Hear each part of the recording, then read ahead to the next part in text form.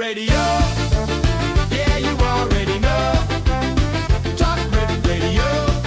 It's time to start the show.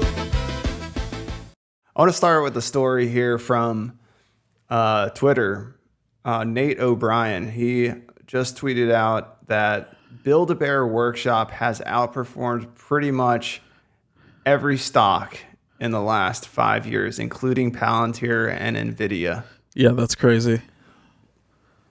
It's nuts. I mean, we have some Build-A-Bear, so It's showing a 5 years, 2,561% increase in their stock price. Yeah. That's incredible for a company that you just see in the mall and it's kind of like a sleeping giant, unsuspected. Yeah, this is an interesting graph. I mean, that's interesting too because it's a mall store and mall stores are going away, but somehow Build-A-Bear is crushing it. I don't know if I've ever been to their website. Do they have a slick website, do you think? I'm not sure. I've never been in. I've only seen them in, when I go to the mall, but I've never actually stepped foot in one. And it reminds me of like Santa's Little Workshop kind of place. Sure. Yeah, absolutely. It is a toy. It's a toy factory.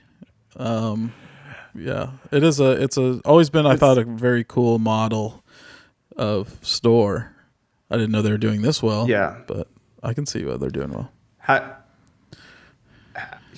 mean, how do you feel about a build a cell phone store for the mall where they have small cell phones that are open source that children can go in there and they can design and build their own cell phones, and you could like pick which type of camera, how many megapixels you want, the keyboard, like. And they get to keep it, or the store sells it? Yeah. Okay. No, they get to keep it. You go in there and what type of, like they get to pick all the different things like screen size. Is it a flip phone? Is it, Yeah, I was thinking having children building cell phones it's a tough sell, but as long as it's for them and it's like a fun toy they get to take home, nobody should have a problem with it. Yeah, absolutely. I mean, I'm glad that the bears aren't being built for the store to sell. Yeah. That would be just kids building bears for a giant company. It's really, it's cool. I've seen some really cool ones, and my kids have some. But it's just shocking to me that they could grow that much. I mean, I haven't seen more Build-A-Bear, especially marketing. I haven't seen it in the news, or it's not super viral. It's just... It's a word of mouth, birthday parties type of, It's a gift shop, essentially. You get one for somebody for their birthday or when you're on vacation as a souvenir. I mean, those souvenir shop, gift shop. But hey... I'm honestly surprised that they haven't partnered up with Walt Disney and or Universal. When you go to those theme parks and you could like build your own action figure on the way out, or Yeah, it is very similar to that because I think they do have Build-A-Bear like licensed like Marvel characters and all that stuff. So, and I think they do have a presence at places like that. If I had spent today's the sorry, I was just gonna. It's another company where if I had spent as much money as I've spent there on the stock instead of the product, I would be way more wealthy than I am right now. Not way more, but I mean, yeah, a few $1,000s back in 2020 would have been nice. 2,000%. Yeah. 2,000. Yeah, it's not even. That's like throwaway change. Wow. Yeah, you would have at least been able to get a used car. Hell, and I bought one of those anyway. So I'm out the bear money and the car money. Yeah, did you know that today is the anniversary from the of the Nokia 3310 being debuted? It was September 1st, 2000 that it No, debuted. I didn't know that. So that's what struck me as like, oh wow, those are that's why it was so cool or to own one of those was because you got to change the faceplate, you got to change the number pads, you could change the colors of the number pad, like the behind the numbers. Yep. Yeah, there were so many different like customizations that you could do with that, and it was indestructible. Yeah, I was going to say the indestructible part, I think, is the thing that lives on, for sure. Yeah, my mom had one. Yeah, for years and years. Yeah, I had a bunch of them, different ones. Yeah, I didn't have a Nokia. I did have like a big Nextel phone, like a Nextel rugged phone. Basically, it was pretty cool. You could probably throw it through a windshield if you threw hard enough. It would still work. But yeah, I could play Snake on it. It was essentially a Nokia, but just by I think a different company. It might have been a Nokia. I don't remember. But it was a little bit bigger than a 3310. It was like that. Man, I miss Snake. That's a good little game, huh? Yeah, Snake was excellent. They really did a great job making that, and also the intro with the hands shaking. And it was like, I forget what the theme music was, but it was so iconic with two hands coming out. It was like, what's that that painting in the Sistine Chapel? Yeah. Adam, God and Adam. Yeah. It was our 2000s version of the Sistine Chapel. Sure. Was that the do? Was that that ringtone? I don't know. But speaking of its indestructible qualities, I was thinking that maybe there could be a cell phone that is combined with a bouncy ball, and you could just chuck it at a wall. All right, yeah. And have it bounce back and not have to ever worry about it. Like you can get aggressive with it or have fun with it, and then just talk and chuck. I think as technology and connection gets better and better, there's no reason not to think that someday there's going to be a need for a product for very young kids to have phones, because parents want them to have them even in like elementary school, say. And you could just have a phone that dials one number and it's in a bouncy ball, like a kind of heavy rubber, like solid rubber ball. And there's just one button on it, and there's a charging port, and it calls your mom's cell phone. Or it sends her a page, like a text message. It doesn't even have any voice connectivity, but if the button gets pushed, you can see the location, and then the mom can talk and initiate something. Yeah, that's good. That's a great emergency device. Yeah, like a homing beacon, kind of. You could use it like a Batman homing beacon, too. If you're an adult, you could just like throw it in the back of a dump truck that you want to follow or something. And I don't know. Spy. If it gets thrown, that's when the emergency beacon goes out. It's kind of like it's an emergent, and whoever the culprit is, like they'll just be like, oh, it's chucking his bouncy ball, but that's the tag. That's the signal. You could have different like ways of having it stick to things. Like if you're throwing it at glass, it could have the little suction cups all over it. Have you seen that window toy that you throw at the window? Yeah. Or it might have like spikes if you have to throw it at wood or something like that. Or they should make those big sticky hands for air tags, where you stick an air tag in it, you sling it at the window, and it sticks there. Imagine like a spy getting caught in another country, and they're going through his pockets, and he just has all these kids' toys. it's the gum that snaps your finger. It doesn't turn into explosives. It snaps on your finger, and the little It's the cayenne. the little buzzer inside your hand. It's like he tortures you with it. He's like, tell me where the documents are.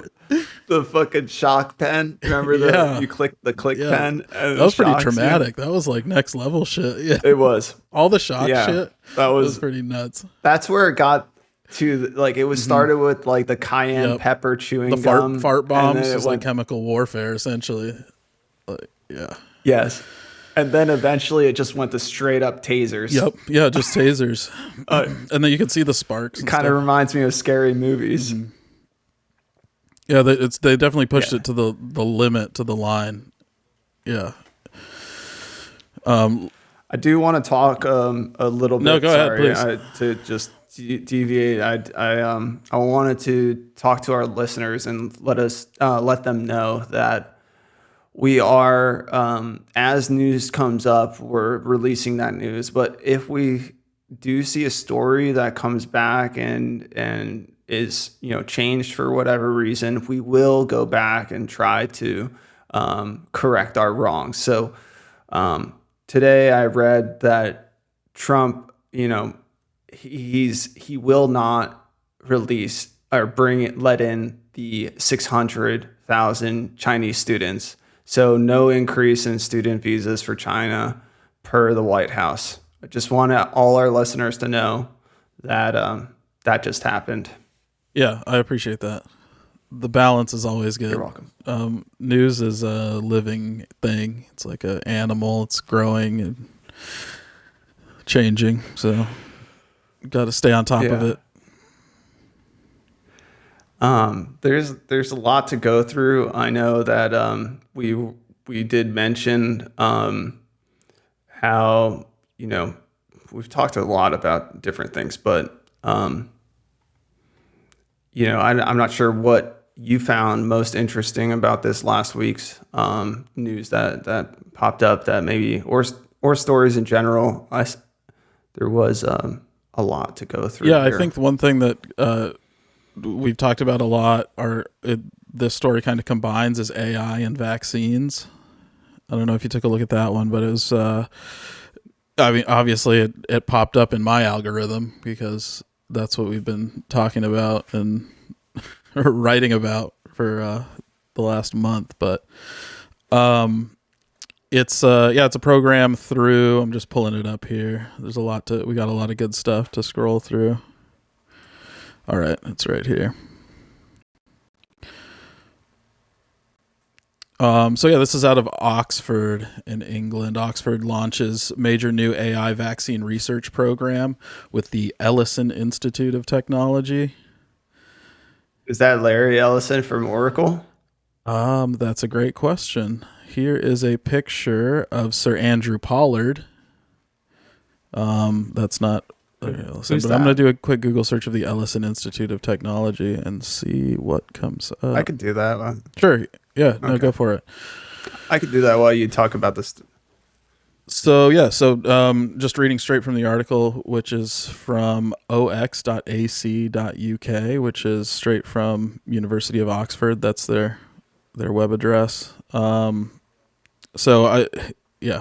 I'll save a short rant about sources of information. But the University of Oxford, through its strategic partnership with the Ellison Institute of Technology, has received research funding of £118 million to launch an ambitious new program of vaccine research. And just the quick talking points, basically they're just applying AI to the pre-existing protocols that they do research with regarding vaccines and regarding like infectious diseases and bacteria. It is Larry Ellison's institute, by the way. So founder of Oracle. Sure. Okay. Didn't he have something to do with the? There was something in the beginning of Trump's term where he was trying to do a similar thing here. It was called like Operation Shitstorm, or I forget. Really? No, I don't remember that. No, yeah, but explain to me how they're going to use AI to create a vaccine. So it already exists that they infect people with certain levels and certain strains or types of bacterial infection to treat them. This is going to just sort of expand their abilities essentially to recognize patterns, and it's very base level kind of computing, but it's a lot of information and just drawing lines in between different cases or different studies and having access instantaneously almost to all of the information that the university has on hand. It's like, allowing, in my simple terms, GPT-5 to access the sort of medical and research information that they've collected throughout the years. So hopefully it's a good thing. Yeah, I mean, I'm sure there's downsides to it though. Maybe. Yeah, I mean, I'll just say that the Larry Ellison was the one that during Trump's and not like when he first got into office, he came to the White House and he put forth this Operation Stargate. And I'm just gonna pull up. It was President Trump is joined by Larry Ellison, Masayoshi Son, and Sam Altman to announce a new American company that will invest $500 billion in AI infrastructure, and this was having to do with. Yeah, basically SoftBank, Larry Ellison, and Sam Altman were gonna do this kind of similar thing with AI and creating vaccines, but it's such a dystopian name, calling it Stargate. Like, wasn't there a movie about that? Yeah. Like, there was already a government. Wasn't that like the?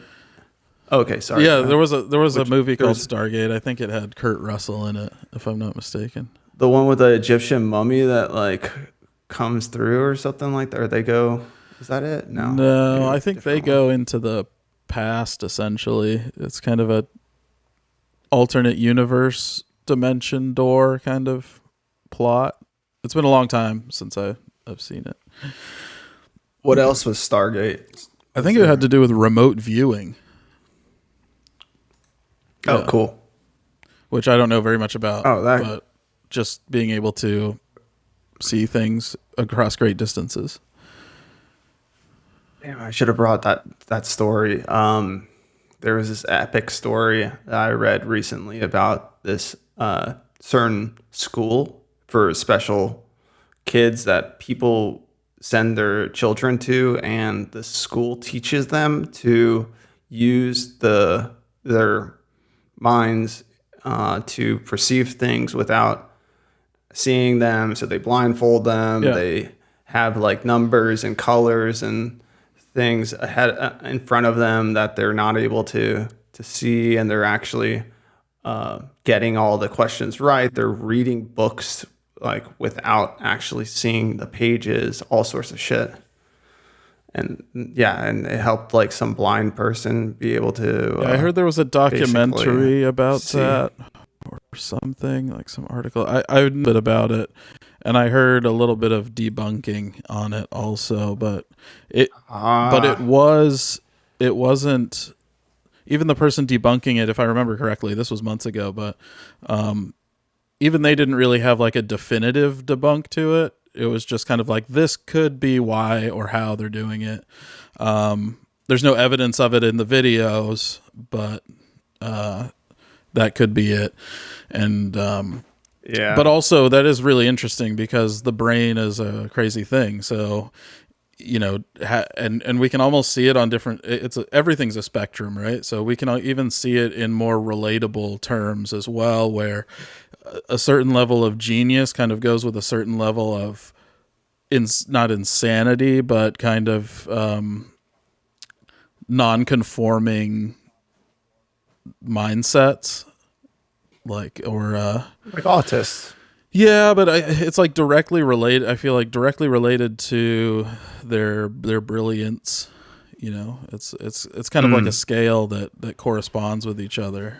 Maybe so, like it's a social awkwardness, I guess, is what it comes from. But you can't dedicate your brain.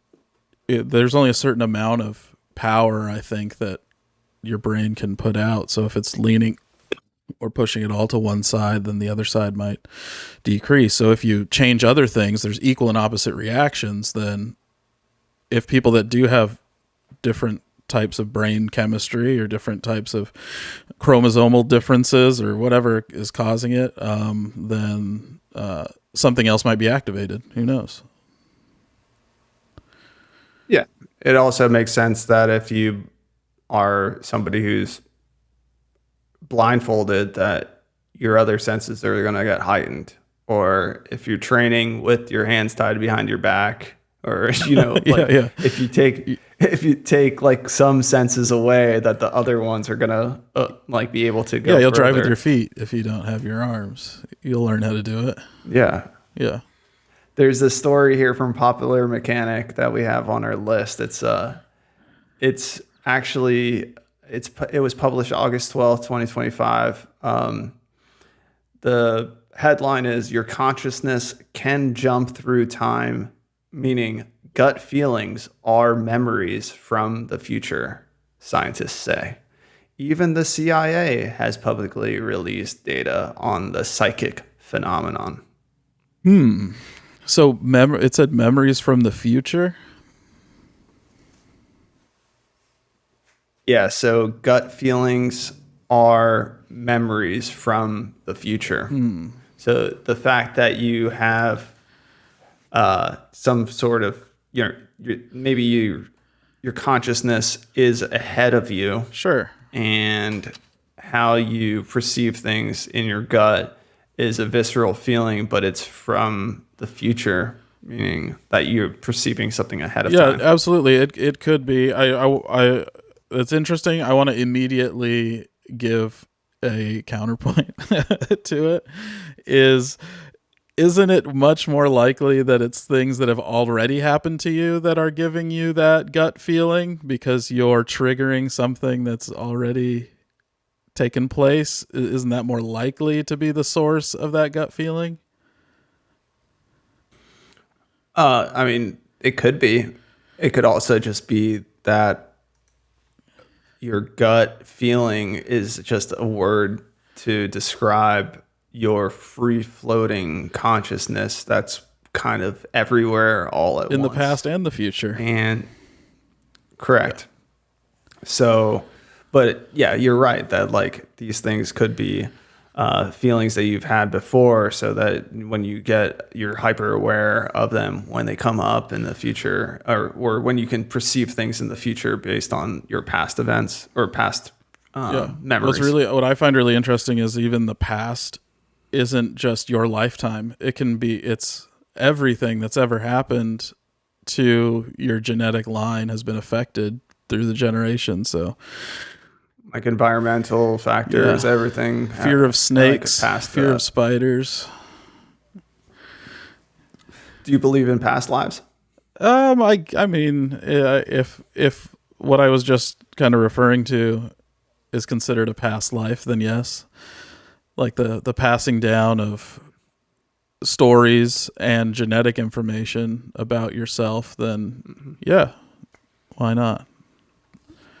Yeah, it kind of makes sense that if you would be made up of DNA from all of your past generations and ancestors, that you are pieces of you are your past, and pieces of you are reincarnating every time. Right. As long as things are getting passed down, a small portion of it's coming back to life.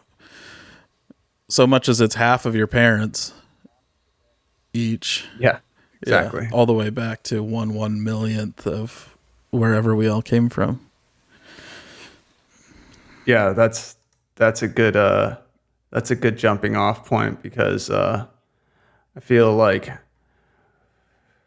there's a lot of topics here that we speak about to our listeners, our fans, and I'm sure that they've all, some of these stories that we talk about, they're just saying, oh wow, like I feel like I've heard this before, or I know this, or this is a topic that maybe has been passed down for millennia, and we're almost regurgitating the same stories, but sometimes just putting it into words and describing it helps to bring those feelings out a little bit more and maybe make some more sense of it, because that's what we do as humans.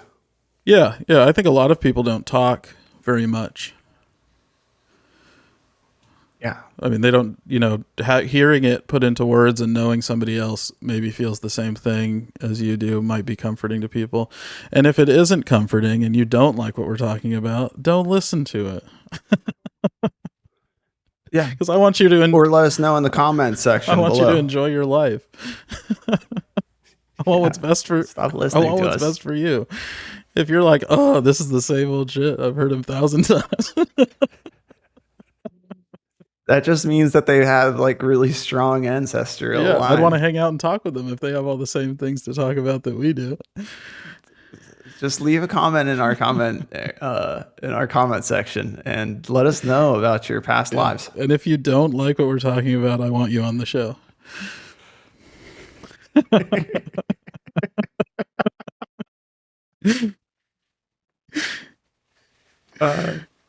So there's some testosterone cheat sheet here. Do you want to? Yeah, that was one of my favorite ones. Talk about? Yeah. Do you want to just maybe talk about your current diet? Well, from this, it seems pretty healthy, but there's also some other things in there too. But it's a diet cheat sheet. Yeah. So there's 9 little pictograms here of there's whole eggs, avocado, spinach, fatty fish, dark chocolate, garlic, pumpkin seeds, pomegranate, and nuts. And I've had 7 out of those 9 in the last 24 hours. Well, what about you? Keeps getting stronger. I've had not enough. Probably. I take my vitamins and I get my exercise, but I would say that I'm not doing all the eating side of things as much as I probably should. But the pumpkin seeds, the fatty fish, the garlic, the nuts, the chocolate, dark chocolate, and avocado, spinach. I've hit most of these, but not in 24 hours. No, you did it unknowingly. It's just a coincidence. I don't have a ton of avocado. It's not like a daily thing for me, but I did have a half of it one today. And then whole eggs, like one of my go-to snacks is hard-boiled eggs. We just have them for the kids' lunches, and they're no guilt. Fucking just get something in my stomach as quickly as possible. Fatty fish, I went out to sushi on Friday, so I guess that's more than 24 hours. I apologize. Now that I'm checking myself. Dark chocolate, here and there. Garlic's easy. That's in everything that we cook here at my house. And nuts, it's trail nuts, and there's nuts and all sorts of shit. Granola, like this granola cereal. But pumpkin seeds and pomegranates got away from me, so I'm going to go to the store and get some of those and just eat only these 9 things. I don't have a problem with my testosterone, so but you can never have too much, right? Very healthy. Can you have too much? I don't know. I just know that you can overdose on most things, but Sure. Yeah. Testosterone, you're probably fine. I mean, as long as you are what you are, you don't want to be something else. I'm sure you can have too much testosterone because you can actually inject it into your body. So you can definitely get too much that way, but not from eating these healthy seeming foods. Well, let me know where you can get that No, I'm just kidding. We do have something talked about here about speaking of injections, and there is a Japanese company who is trialing this new drug that regrows human teeth. Yeah. They're talking about the end of dentures and implants forever by 2030. I mean, finally, teeth are ridiculous. I might just take mine out and then just get some new ones. Why not? Just like, almost like a midlife crisis. Like, just fuck it. Why am I going to stick with these until the end and then take them out? Like, I should have like half my life with my first ones and then get a new pair. Yeah, absolutely. I've always just genetically, and then also some bad habits throughout the years, haven't had the best teeth, and it's caused me a ton of pain and cost me a bunch of money. And I've gotten it under control as an adult, but I was just reaping what I sowed with them for a long time. And also, genetically not having good teeth. Do you like candy or what? I like candy. I wouldn't say I ate a bunch of it. No, I had braces. Like I did my best to take care of my teeth, and then, I just genetically am predisposed to like getting cavities, and not the best teeth enamel. My dad's from England, and so I think it's a little bit of that. But my mom has had teeth problems too. So, but now I have like a water pick and expensive mouthwash and an expensive toothbrush and all this cool stuff, which helps a bunch. But dope ropes. Oh yeah. But I'm only eating like a 1.825 of those a week. However much it splits up into. Oh, those are dope knots. Yeah, dope nuts. Sponsor us, guys. Dope nuts. We're looking for sponsors. Humans have a set of teeth when they're babies, and then those fall out when they're like between 7 and 10. And then we have to make the next set last for 70 years, potentially, or more. Yeah, it seems like a long time. And we've just evolved to only need teeth for 30, 35 years because people are only living this long for the last 1,000 years. We haven't had enough a chance to evolve into a race that can live into its 70s and 80s yet. Obviously we have, but just some of the functions of our bodies haven't. Might just regrow like multiple rows of teeth. Like sharks, yeah. Like a shark's. They're always growing, yeah. Like, why would we have to stop with just having one row of teeth? We should have backup plans. Like, I'm a big, I like doing the survivalist kind of thing. So why wouldn't you? Well, sharks have lived for hundreds of years, for millennia. They're not hundreds, sorry. Right. But, I think they can get pretty old, like 80, 90, 100-year-old sharks. I don't know if that's insanity, but for some reason. They've probably been around for 1 billion years. And they've been around since the beginning of what we understand because of fossils. So they've evolved to need teeth for their entire lives. Well, I would highly suggest that humans learn from the sharks then, and not just settle with one row of teeth. No, I think there's a lot to be learned from sharks. Always keep moving. Never stop moving. If you want something, go and get it. yeah, like that one. For sure. Yeah. Yep. And there's strategic places where you can get food from. So learn those places and hone in on those places. Those are key places, like the fridge. Yeah. Or the supermarket. Yep. Yeah, definitely keep going there. And not everything is a seal. I think that's a good lesson too. It might look like a seal. It might swim like a seal. But not everything's a seal. But you could try it. But you might not like it. Hopefully you don't like it. I mean, yeah. That was one of the things that I learned about with when I scuba dove a lot back in the day. We were learning out in the Pacific where there's some great whites, there's some big sharks, and what they tell you though is that like you as a human scuba diving, you have less of an issue than surfers because you have an oxygen tank, you got fins, You can be huge. you're blowing out bubbles, you're much larger, you are a big animal underneath of there. Whereas they get really confused because of surfers, their sharks are up feeders. So they start at the bottom and they go up like a scuba diver is on the same level as them. But if they see a surfer up top, they're up feeders, they go up and they see a silhouette, they see a shadow that looks similar to a seal or food source at the top of the water. And that's where they get confused.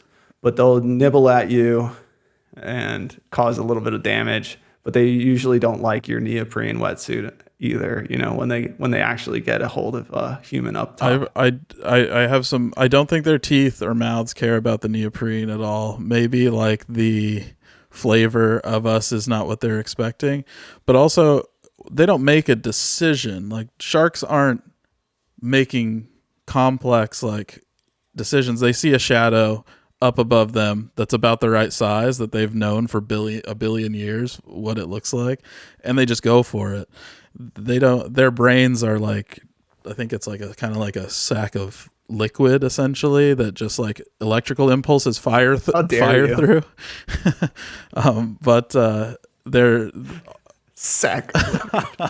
sorry sharks, I moved to Michigan, come and get me motherfuckers.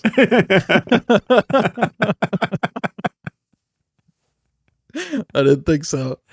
A sack of liquid. You sack of liquid brain having ass. Fuck you. I love the punching a shark in the nose thing that we were told since we were little kids. Like that would be it. And I think there are proven cases of it working.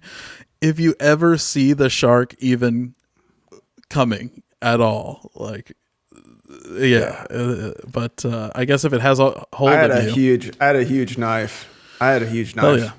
Scuba diving. Yeah. I mean, it was for getting yourself out of like kelp or nets or whatever, but you had it. Dude, if I ever saw a shark, like that's the first thing I'd take out and just ram it down its fucking nose into its like in between the eyes. Liquid brain. Yeah, exactly. Yeah, like kind of in between the eye area.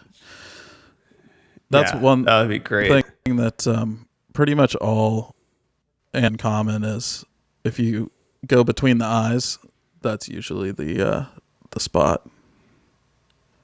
Yeah, and you don't have to wait to see the whites of their eyes. You could just stab them. I'm slashing if I see them and they're like swimming towards me. Yeah, I'm gonna purge my fucking valve and fucking scream because they don't make noise. So maybe noises are really scary to them too. You can scream underwater. Yeah. Do they have ears? They must. They have senses. I don't know if they have ears. Sharks have ears. I don't think they do. They do have something called the ampullae of Lorenzini, though, which is that sounds confusing. They're pores along their nose and along their middle line where the colors change, and they actually sense electrical impulses in the water, like muscle twitches and things like that. Are they attracted to that, or are they? So they only have one goal, and that's to eat. Everything about their body and their physiology is designed to eat. There's no off switch. There's no, I wonder what I want to do today. It's just fucking swim and find things to eat. So the smelling the blood is real too. I think a mile away, some sharks can smell blood in the water. And then the electrical impulse shit is all for finding food. You think that if we didn't have arms and legs and they were just fins, that we would also just have like one thing that we'd do is like just no, because it depends on our brains. If we still had human-like brains, we would develop societies and technology and stuff. not just sacks of liquid. Yeah. I don't even know if that's true, so don't quote me on that. But I know their brains are not as complex as ours by a long shot. Speaking of these sacks of liquid, in Japan, they have this thing where they turn watermelon rind into superfood. Yeah. I got the recipe for it here. It's a Japanese style salted watermelon rind stir fry, and the rinds are nutritious. They're rich in citrulline for blood flow, fiber, vitamins A, C, B6, and potassium. And basically, they just peel the green skin from the rind. They cut it into thin strips, rinse it in water, boil or stir fry with a tablespoon of salt until tender, and they add some soy sauce, which I would expect. And they can pickle it too. Yeah, But sounds good. But it sounds delicious, and I like that they like nowadays that pretty much like anything that you haven't heard of before is like a superfood. I don't know if you like that terminology. It's been around for a long time. It was just but like the last 15 to 20 years is when like superfood for came out. And antioxidants are about the same time, I feel. Right. Yeah, for sure. I doubt that our grandparents were like, oh, that's a superfood, you know? Yeah, that is something a grandma would say, but not in like a scientific sense, you know? Like that'll turn you into Superman. That's superfood. It's like wartime, like propaganda names for things. Like, make sure you eat your oats. Yes. Those are superfood. This definitely came around with the advent of comic books. Yeah, for sure. Superfoods. It sounds really good. What kind of, when you were a kid, did you eat a watermelon all the way down, like as far as you could go, or did you stay away from the white part? No, I went to the white part. Yeah, dude. sometimes I would eat the white part, and then I was just left with the superfood. Watermelon's so good, Yeah. man. It's such a good fruit, or is it fruit? Yeah, it's a fruit. Yeah, that's the flavor of vape that I got today. I had to make a choice just a few hours before this podcast, nice. and I chose watermelon as my go-to.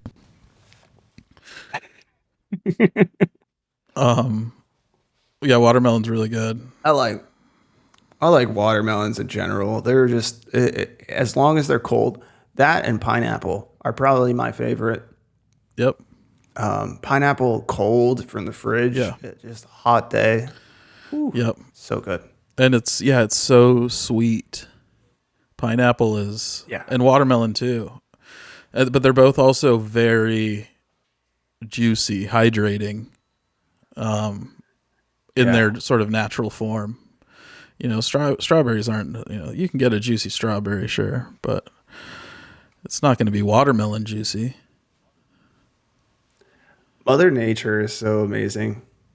It's just so, like, if you just take the time to appreciate all the different things that it's made us, it just blows your mind, man. Like, there's so much choice out there in the world, and it's natural. It's not man-made. Mm-hmm. It's just crazy. Like, I mean, the difference between a pineapple and a watermelon is so vastly different, even though they're just called fruits. Like, yeah.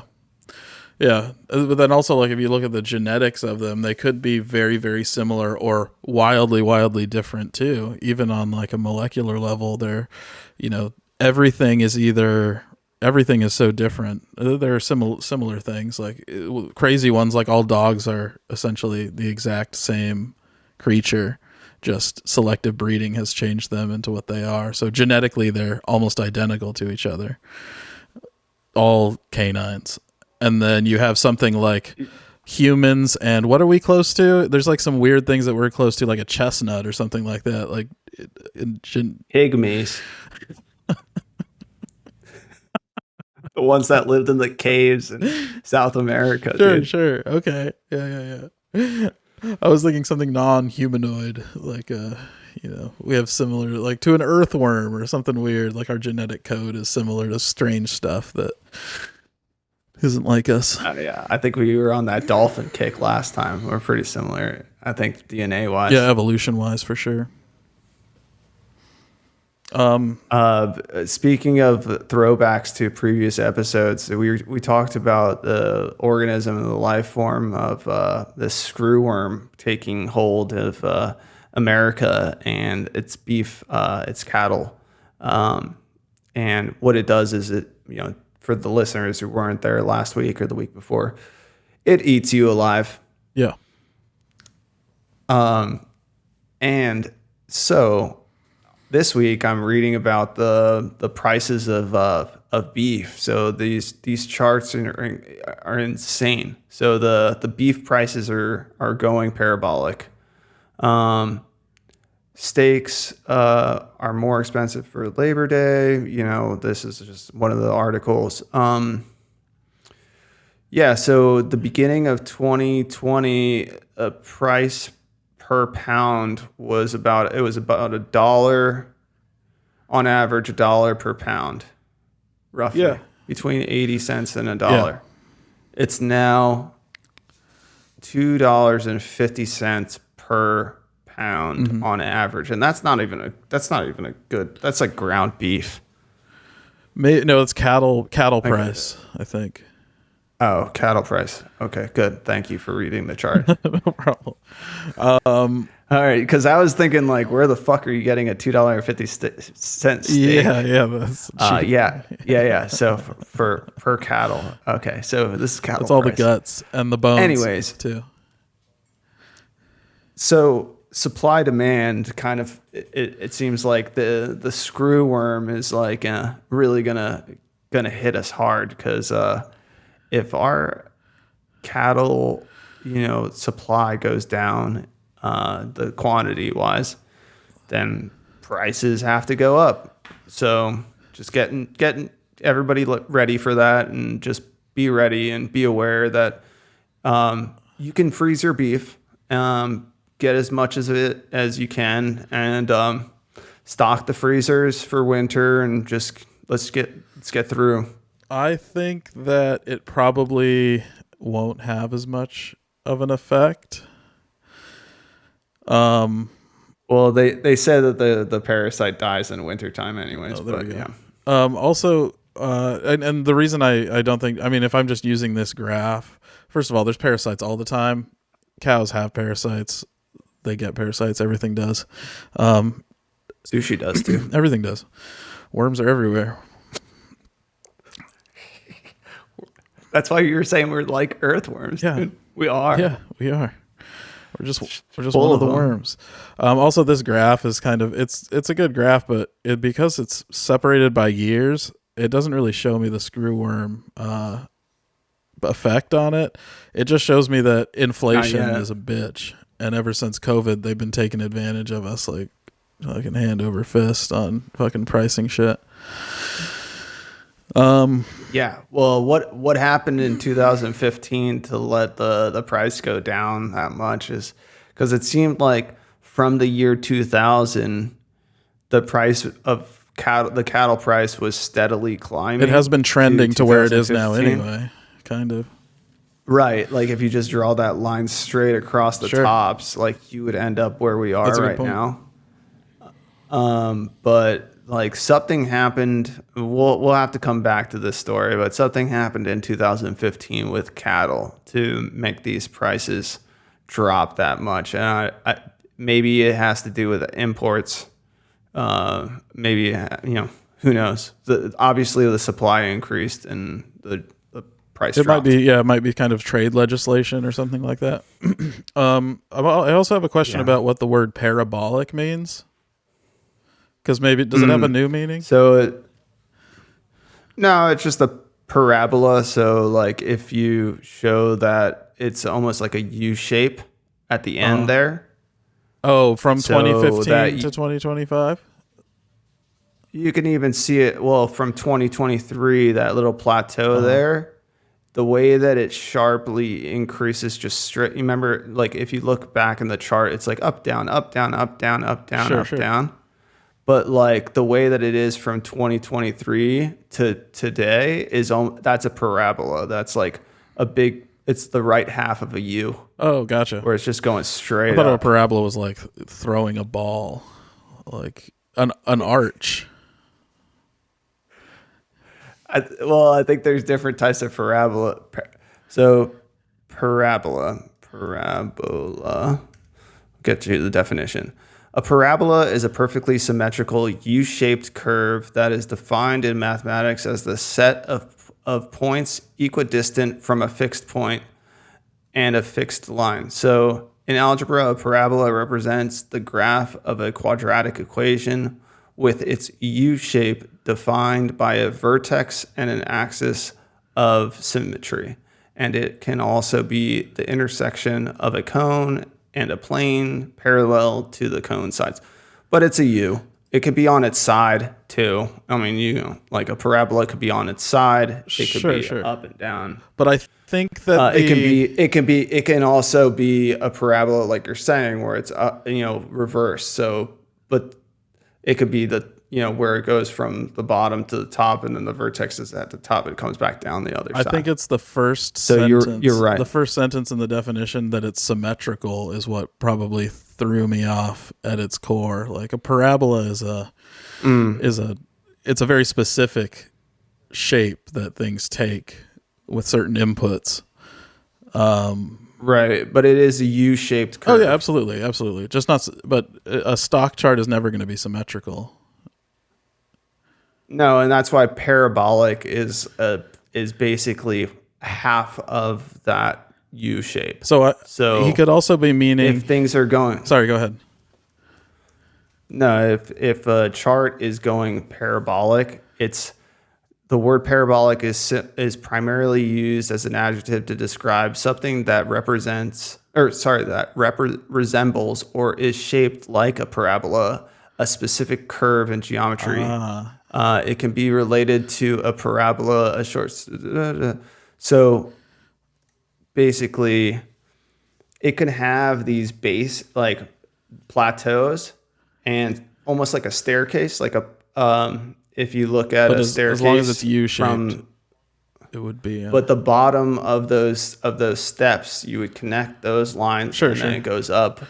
So that would be the U. Yeah, as long as it's U-shaped. He could also be referring to parabolic as in parables.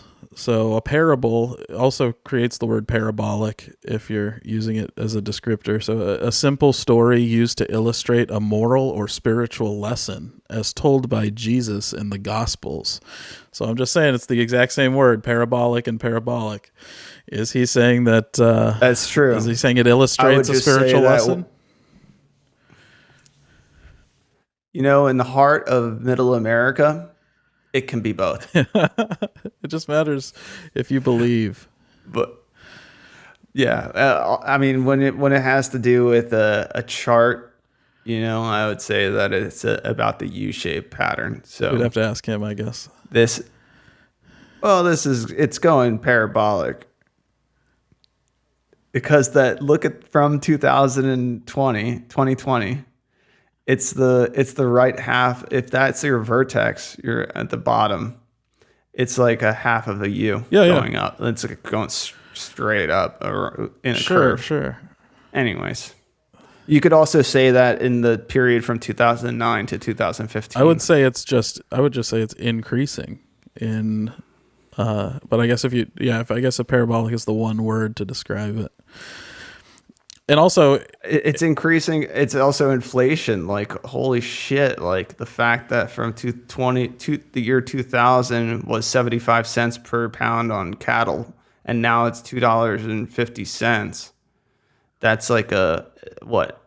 I can't do public math right now, but that's at least it's like a 3x, 4x, 3x. Yeah, no, it's definitely gone up very, very quickly. It's interesting that it was going down. What's 3x? 300%. Yeah, that's incredible. It's fucking nuts. nuts. I wish I had some cows. Man, I should have been buying cows in 2017. You should have bought You should have bought build a cow factory. Yeah, like different horns, different spots. You know, you have the cow with the little funny hairdo that like goes over his eyes. You could get one of those. Yeah, we should open up next door to Build-A-Bear and just come up with a different Yep. animal that's like also Build a dog. So build a dog. Yeah. And then sell it to Build-A-Bear. Sell all the stores and the idea. Yeah, I'm sure that they would welcome natural competition in the mall. What if they don't? What if they have like a secret Build-A-Bear hit squad that they send after us? They're all dressed in big bear costumes. And they're like evil robot bears. With bats. And they smash our stores up.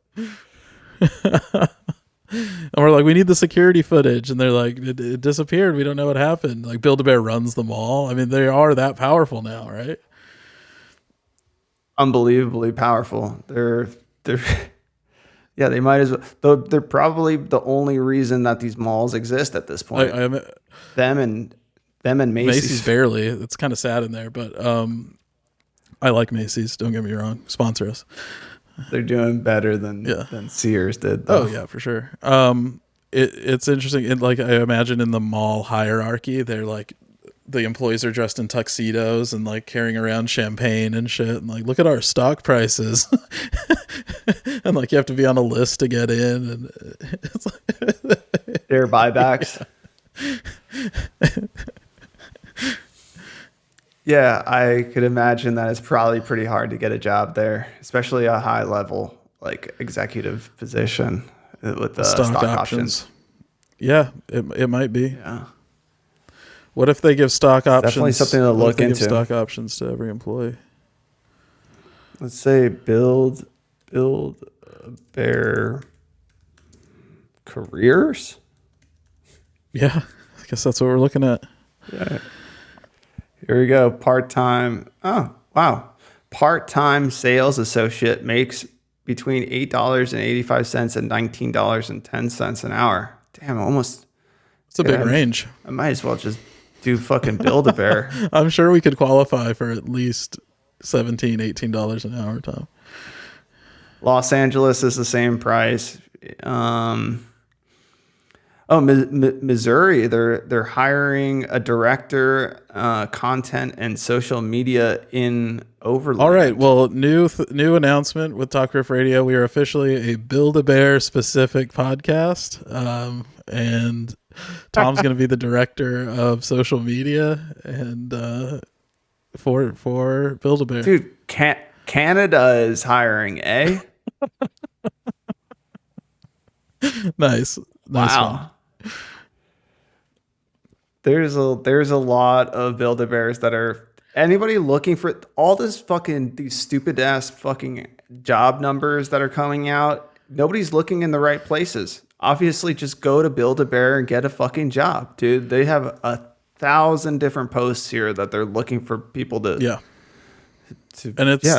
hired. It's the strongest growing company right now in the world. Yeah. So it's not a bad decision. It's beating Palantir. Yeah. How do I open a Build-A-Bear franchise? Can I open one if there's not one? Oh yeah, that's a good. How much to open up Build-A-Bear? How much to open They'd probably be corporate, I'm guessing. It's just all corporately owned, but I want to see if they have an option too.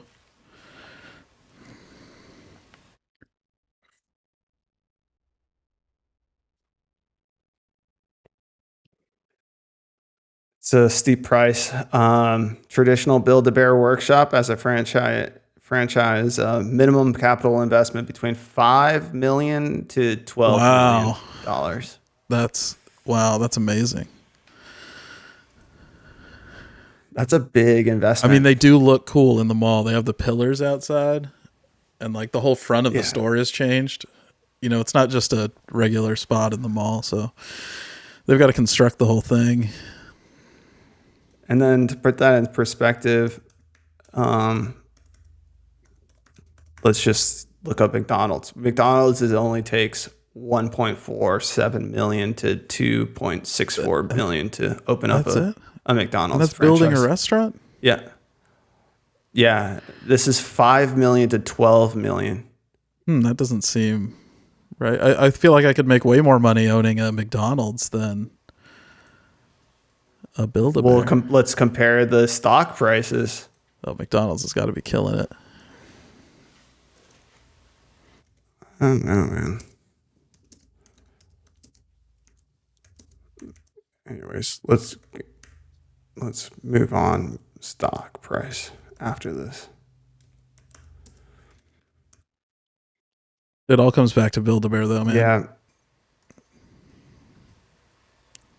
Yeah. 60. Oh, I think on the news of the day, they probably dropped a little bit, but 5 years. How come they're not giving me 5 years ago today? Build-A-Bear was at their closing price was $3.30. Today it's $62.50. Yeah, that's crazy. So from 2020, holy shit! Oh I can't my think god! of much that does that. $3 to $62.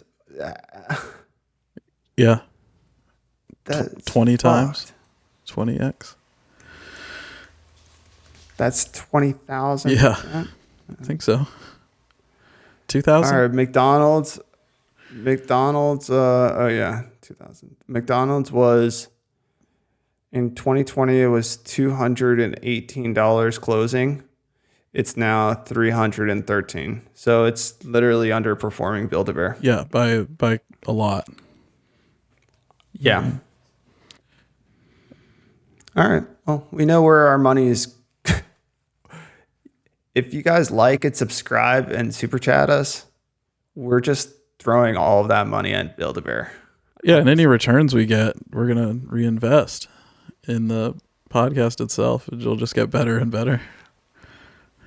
We need Talk Riff Radio bears just all around us. The good thing about the stock price too is that like they're killing the bears. You know how it's like bulls and bears in the stock market. Yeah, they're building bears, and they don't even. So you're saying care. they should diversify more, maybe into building bulls. Yeah, build a bull. Build a bull. Build a bull.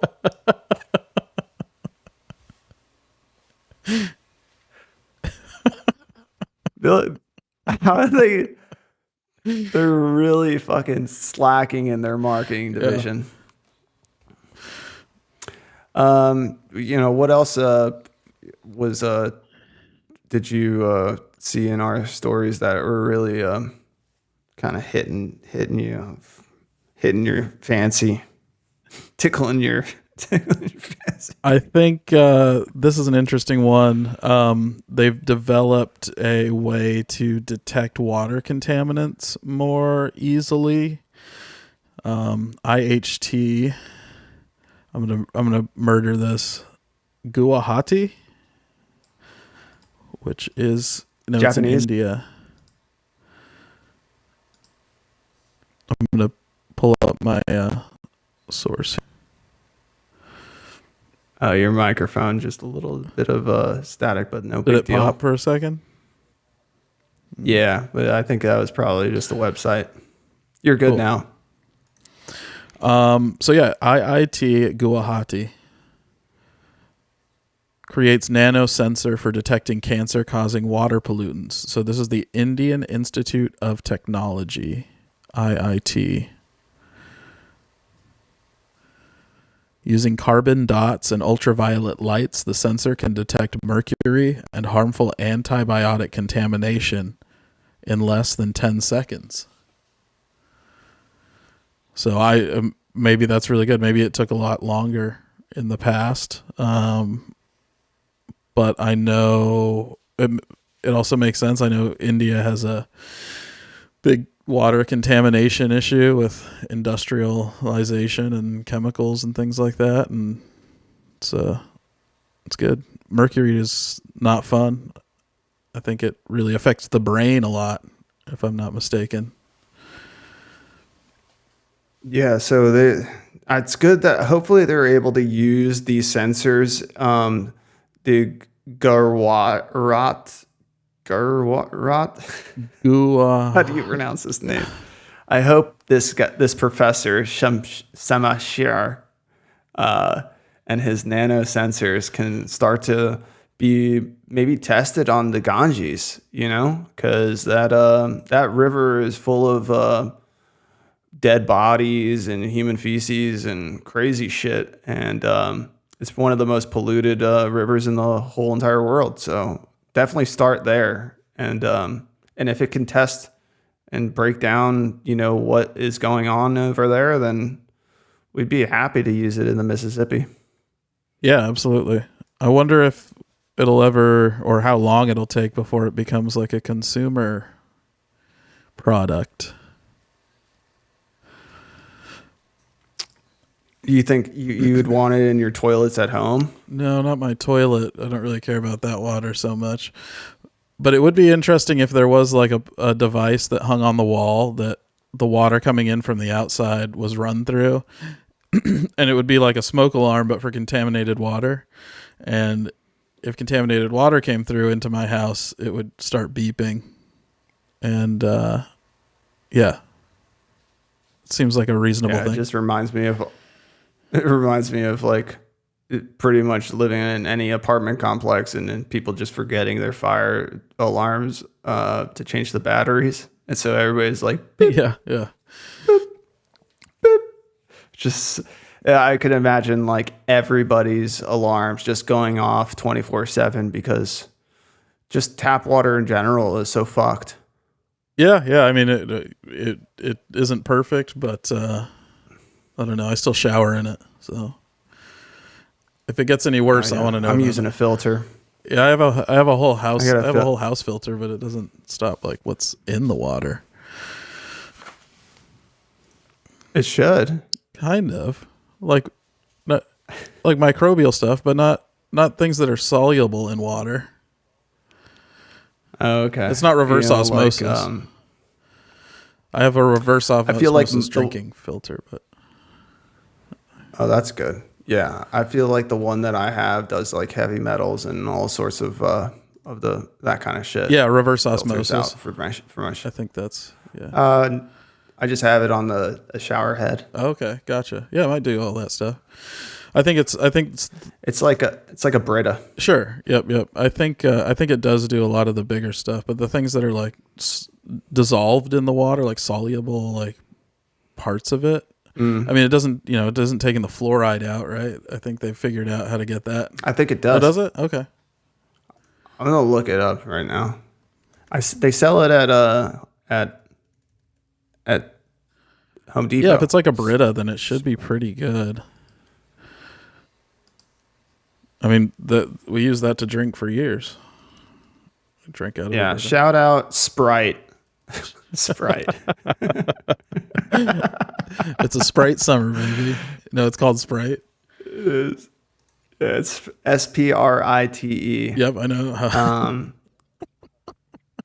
Well, I don't know. I mean, there might be another. It's hard to Google, version. but yeah, Sprite water filter. It's just a bunch of videos of kids putting Sprite into their Brita. I tried that once. I was like, all right, so beer, it comes from water. So if I pour my beer through the Brita, it should turn it back into water, and it just turned into like it just tastes like metal water. Yeah, there's Like I was chewing on aluminum cans. stuff in there that the Brita can't get out. But it does do the bigger stuff, I think. Yeah, so this is it's not telling me much on here. This is Lowe's website, but yeah, it's a shower filter. It takes out chlorine, hydrogen sulfide, iron oxide, dirt and sediment, odors. Yeah, I'm sure that it lets like some stuff through. I think reverse osmosis, like the 3 filter style of like the under sink water filter style, is it kind of takes everything out. but Yeah. I think you can't do it I guess you could do it for a whole house system. I'm not really sure why they don't, but I just have a single big, like, it's kind of like a fabric filter. It's a 10-inch by 6-inch big giant cartridge. And Nice. How often do you have to replace I'm it? supposed to do it once a month, but sometimes it goes longer than that.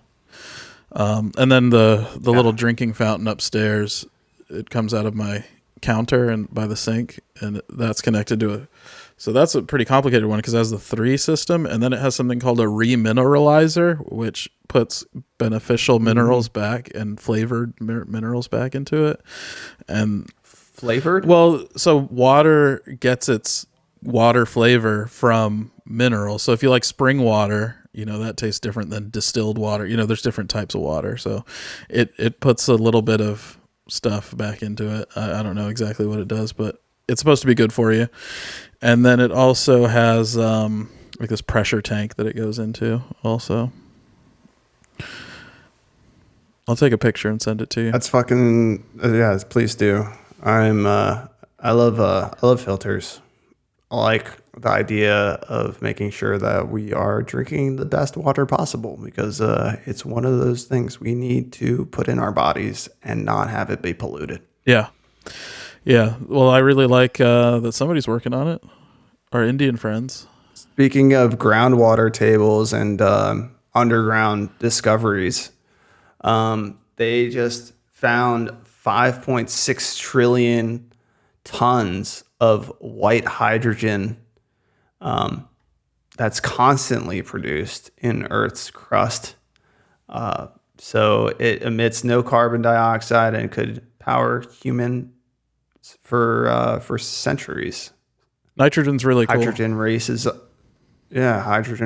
on. Hydrogen, excuse me. Did I say hydrogen? Yeah, I think you did. I thought I said nitrogen, but they're both cool. But hydrogen's cool too, except it's flammable still, right? So, but it doesn't produce carbon when you burn it. I mean, I guess there's ways of producing power from it that don't release carbon dioxide. So H bombs produce a lot of carbon dioxide. So don't want to be. That's one way to get energy. Making those. That's one way to get energy out of a hydrogen. They just do small little H bombs. Hell yeah. No. They should figure out how to harness that stuff. I mean, if it's able to produce centuries of power and we don't need to do anything. I mean, I definitely think we should definitely use it for something. I don't care about it being in our vehicles, but definitely keep the lights on with a low cost. I guess hydrogen vehicles, they combine hydrogen and oxygen, right? And that's an energy. It's a chemical reaction that's energy. Yeah, I think that they do have those types of buses and vehicles on the roads right now, but they're not widely used for non-commercial purposes. No, which is interesting. I wonder what the benefit is to them commercially. Because they do. I think they're subsidized. Fleet vehicles. Oh, they're subsidized. Gotcha. That makes sense. Probably. I mean, it's probably a government type of operation. But is it more cost efficient is the question. It can't be, right? Not in its current scale. It might be, and that's why the government's it's mine. I'm not letting normal people have this tech. I think there was a hydrogen Honda, right, for a while. I think you could get an Insight or something like that. That was hydrogen. Was it the one that had those little plates over the back wheels, or was that that was an early? It was hybrid. Maybe. Yeah, I think that was a Honda Insight. Nice, dude. Yeah, that was weird. There was hydrogen buses in my hometown, and I remember one of them, the hydrogen tank exploded once, and it was super. People on it? There were people on it. No, there might have been somebody that got hurt, but nobody. It wasn't that bad. So they used to. The hydrogen tanks are in the ceiling, so. Oh, that's a terrible idea. Well, actually, it's good because the energy has someplace to go. So if they were under the bus, I thought about this even when I was younger. Like there'd be a bus on top and hard ground below, and then if they blew up, where would all that energy go? So if they build it outside of the structure of the cube that is the bus on the top, when they explode, they just kind of blow out like that. But I remember I don't remember hearing it, but I remember hearing stories of it breaking windows like a block away, and like. It being super loud. Do they have hydrogen airplanes yet? They did back in the 1800s. They had dirigibles like blimps that were filled with hydrogen, and those were like hydrogen airplanes. Like the Hindenburg. That reminds me of our conversation about Antarctica and the ice wall. Just got to take those blimps over those airships. It'd be so cool to have a blimp over the Antarctica. Yeah. I mean, it's where would you like go first? Kind of. Where would I go first in a blimp if I had it here at my house right now? It's nighttime. I'd probably wait until the morning. I guess I would fly it out over like Lake Michigan. I don't know the range that they have,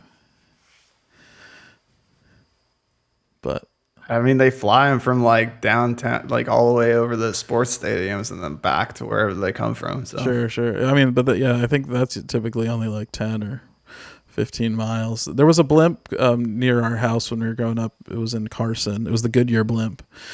And that was like LA's Goodyear blimp. So at any time there was a sport event, it would take off close to kind of where my parents lived, and then it would fly to downtown or to Dodger Stadium or to, wherever it was going. It was cool. You could drive past it. Why do you think Goodyear has the monopoly on blimps? It's a good question. How'd they get into the blimp game? Because they're a tire manufacturer. Is it rubber? Is it a giant like rubber bladder, like a tire material?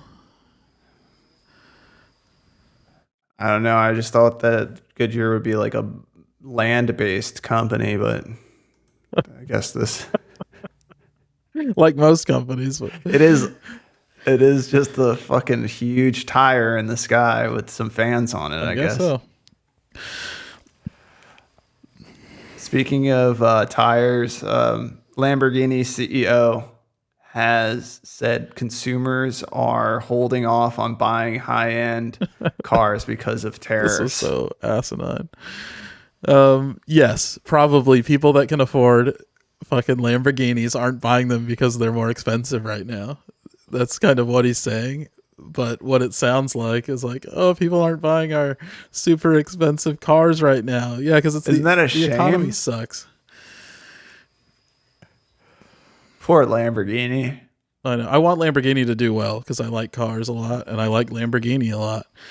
But it's one of those things you can't complain about people not buying because nobody's buying them anyway. They're selling what, a few thousand a year? He probably only needs one guy to keep him afloat. Like one guy needs to buy one Lamborghini per year to like make the company like just stable. They're pretty big. They're owned by Volkswagen now. And oh, that sucks. No wonder they're doing terribly. You had a Volkswagen for a long time. Yeah, but it doesn't mean it's a good company. No, it didn't start off too great. That's for sure. Their roots, they had some troubling roots. Yeah. Pretty well known, I think. Though we did see a Beetle this weekend, and we were like, "Damn, that thing is pretty cool." It was a convertible Beetle, the newer ones, and I was like, they keep the style alive, and it still looks good. They don't make them anymore, unfortunately, but I did really like the new Beetle. Really? They don't make the Beetle anymore. Not for the last 5 years or so, I think. But I remember when the new one came out when I was a kid. It was a big deal. I really liked it. It was just different. With the little flower, a little flower vase in the center Yep, console. it has a little antenna Like people are, poking out the top. Yeah. they were made for people that shop at Trader Joe's. Oh, if you could show me a chart of the percentage of Volkswagens that have ever been parked in a Trader Joe's parking lot, dude, or a Whole Foods or a Gelson's or anything like that. Yeah. It's got to be That'd be high, right? amazing. I mean, it's got to be what you think, like 75, 80% of every single one. We'll pull the chart up next week. Yeah, we'll put some research together on that one for sure. Top priority. But I really liked it. And then they came out with the Volkswagen Turbo, the Turbo Beetle, that I think had like Right. 250 horsepower or something like that, which isn't crazy, but in a tiny car with a turbo, that's pretty sick. And I think they were all-wheel drive too. It was like a little GTI. And a huge windshield. You felt like you were on, like in the road itself when you're in the car driving it. Like you felt like you were like almost like the Volkswagen bus, you know, where you like really good. felt like you were in front of it. Really good, sight lines or whatever it's called, visibility. I was just trying to think back. I don't think I've ever been in one before. No, they're decent. I think Audi TT was the one that really was like, it might as well have been a Volkswagen Beetle. It looked like a Beetle, but it was just a sports car. That was a trippy. When it first came out, the Roadster. Yeah. That one definitely kind of had that Beetle-esque. They were like stealing the thunder from Beetle. Yeah. Well, they're one company now too, so that makes sense. Volkswagen owns everything. There's just like 3 companies in the world, and we're just like, yeah. If you look at pretty amazing. like if you look at the Audi, I think it's the RS3, which is the smaller hatchback. I'm not sure. And then you look at a GTI, the parts are the same essentially. Like everything's the same. And then even on Lamborghinis, you'll have Volkswagen parts, like that'll be stamped because they were made in a Volkswagen factory. So it sucks, but and Bugatti also is Volkswagen. That's their highest line of cars. And they all look like the Beetle. Yeah, they follow very the styling trend. So the more they can influence the styling of cars by making all of these different makes similar, it increases their language, their design language in the market. So then people that like the styling of a Volkswagen, what are they going to get when they get a little bit more money? They're going to get an Audi. When somebody that likes, they've had a Volkswagen and an Audi, what's their next thing they're going to get? A Lamborghini? I don't know. Maybe. Probably not. Maybe an Annie. A Lamborghini. A Lamborghini. And an Audi. Another Audi. Yeah, Audi makes cool stuff. The R8 is really cool. I like that one. Can you pull up that story on the blood moon? Can we talk about the blood moon a little bit?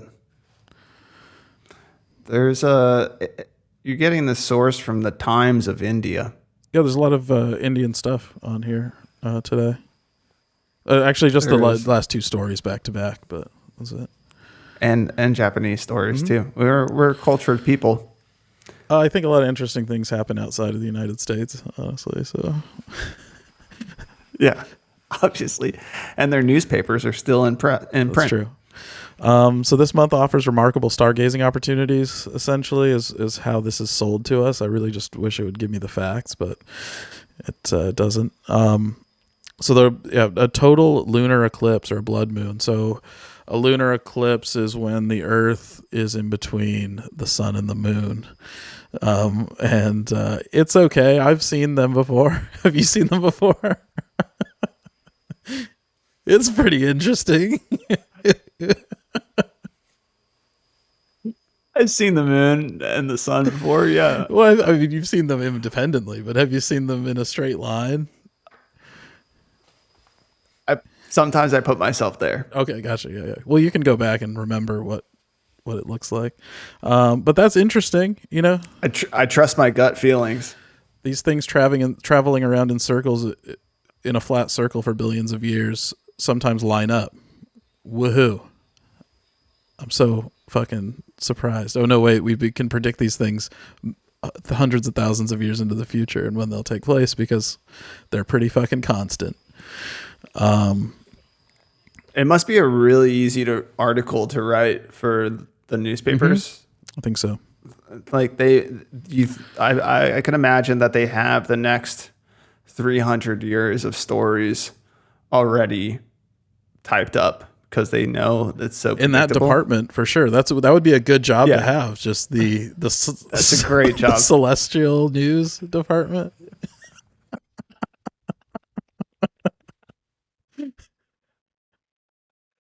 Yeah, dude, it's so easy. He just presses his only job is to go in there and press print. The weather guy's like, I don't know how he does it. He's right every time. I'm catching all this heat over here because it rained on Thursday. This dude hasn't missed a beat in the last 3,000 years.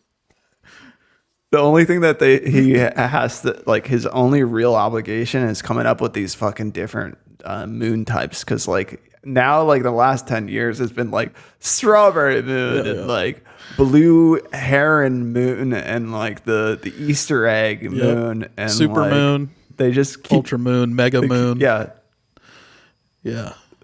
Pumpkin spice They moon. just have to come up with pumpkin spice latte.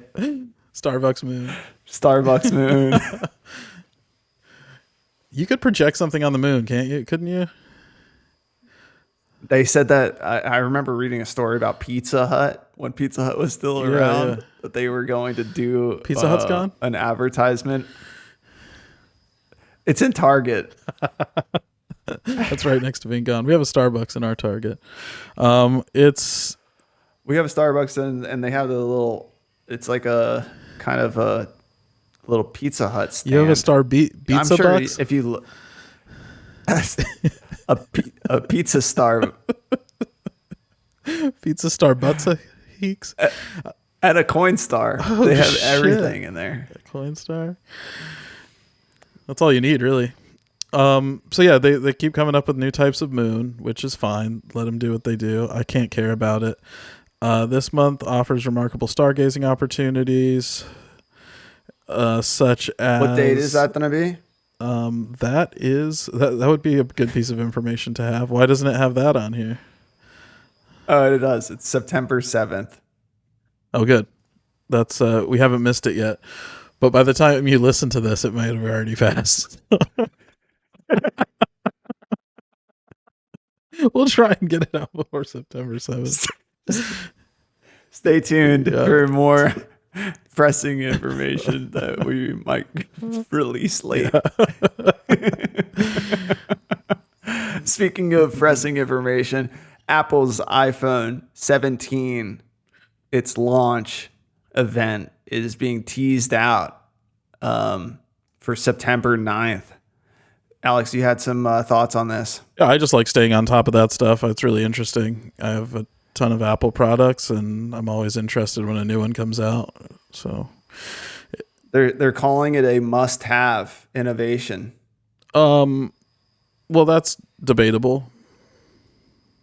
I feel like I have everything I must have already in my iPhone 16. So, but maybe there's something new that must be had. I don't know. When I was reading the leaking of there were some leaks or whatever from it, which really were super interesting. It was something crazy, like a 36 megapixel back camera and a 32 megapixel front camera. I might be bullshitting right now, but it was some ungodly number of megapixels for their cameras that I was like, nobody needs a DSLR camera at this point anymore. No, it is but if you're good with a DSLR, there is another level of skill that can be unlocked with a really good camera and a set of lenses. No, Nah, I don't think so. No, because I'm big into photography, and I would just say that the majority of your what makes a good photo is all post production. Well, I don't know. Shutter speed, I think, is probably the most physically difficult thing to digitize. But people are doing mirrorless cameras, and I mean those are the most popular DSLRs at this point. They don't even And have a shutter. yes, the shutters. Right? Yeah. So I mean, I feel like everything's going that direction, anyways, and yeah. So Let me pull up the differences between the iPhone 17 rumors versus an iPhone 16. I know that you're not really a get a new iPhone every kind of year kind of guy, which I actually appreciate. yeah, I'm still on my 12 right now. Well, it looks great.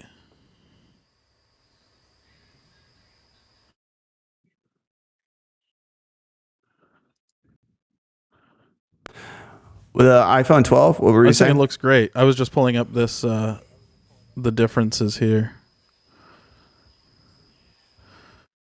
So Well, it looks great. The 17. no, yours looks great. Even as a 12, still looks good. Oh yeah, I mean, I got this in, I want to say 2021 ish time period. So Yeah, that would have been around then for sure. yeah, I think they did good. I mean, Apple is part of their strong suit is making products that don't go bad fast, and at the same time, it's like their detriment as a company. Yeah, absolutely. No, I used to be kind of not an Apple guy because I used to have Android phones and I had a Windows computer, and but slowly it just kind of crept in as the more reliable and longer lasting option, and then also the ease of use and the ease that all my devices can connect together is really hard to beat for me these days. But I've had both. They're both good. They're both good. Yeah, the iPhone 17 Air is a cool one because it's very, very thin. I wish Yeah, I like that one too. Fucking chart. Just give me a chart. You saw the 17 Air? It looks like I could with my bare hand. Yeah, you're glitching out a little bit on the microphone, but Well, that's not good.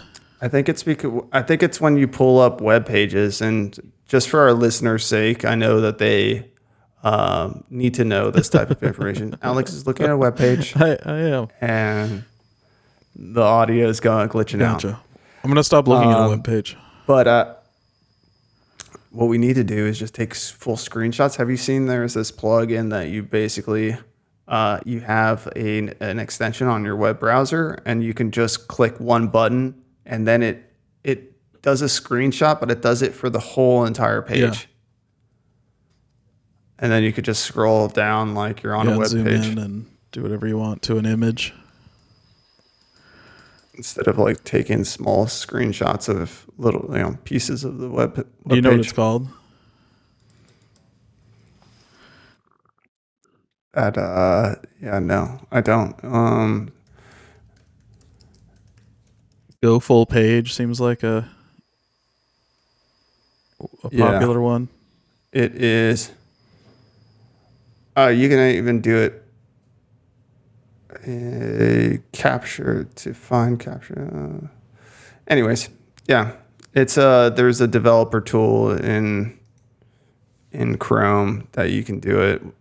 You just have to open developer tools and then select it. Some of the Mac ones which I like the Mac sort of extension style. extensions. Yeah. Awesome Widgets. screenshot, fire shot, go full page, and light shot. Apple's dope, dude. Apple's awesome. Tell me about this Cannibal solar storm. Yeah, that's an interesting one. I don't know why it's called Cannibal, but the information I got is just that northern lights are going to be more visible. Pulling it up. Yeah, right it doesn't tell us why it's going to be a cannibal. I'll pull it up on my side. I feel like your audio is too.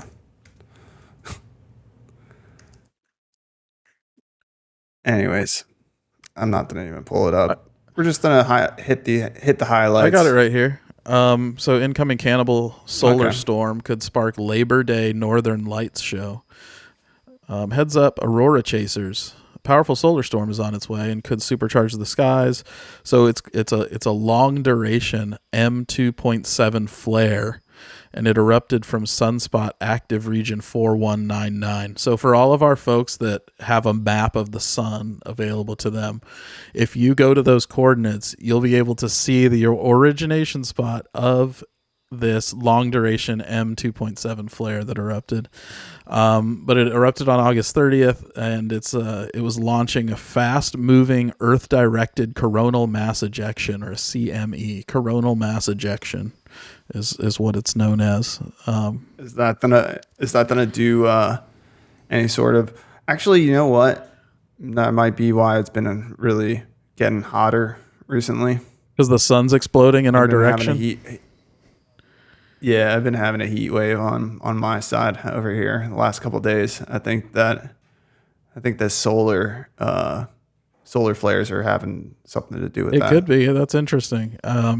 It's been a little bit warmer here, but it's still the summer, so I don't know. I don't know how it works, but I think it's just probably energy at this point. I mean, yeah, the light is heat, right? But what is this stuff? It's radiation. I think it's radiation. Some kind of radiation energy.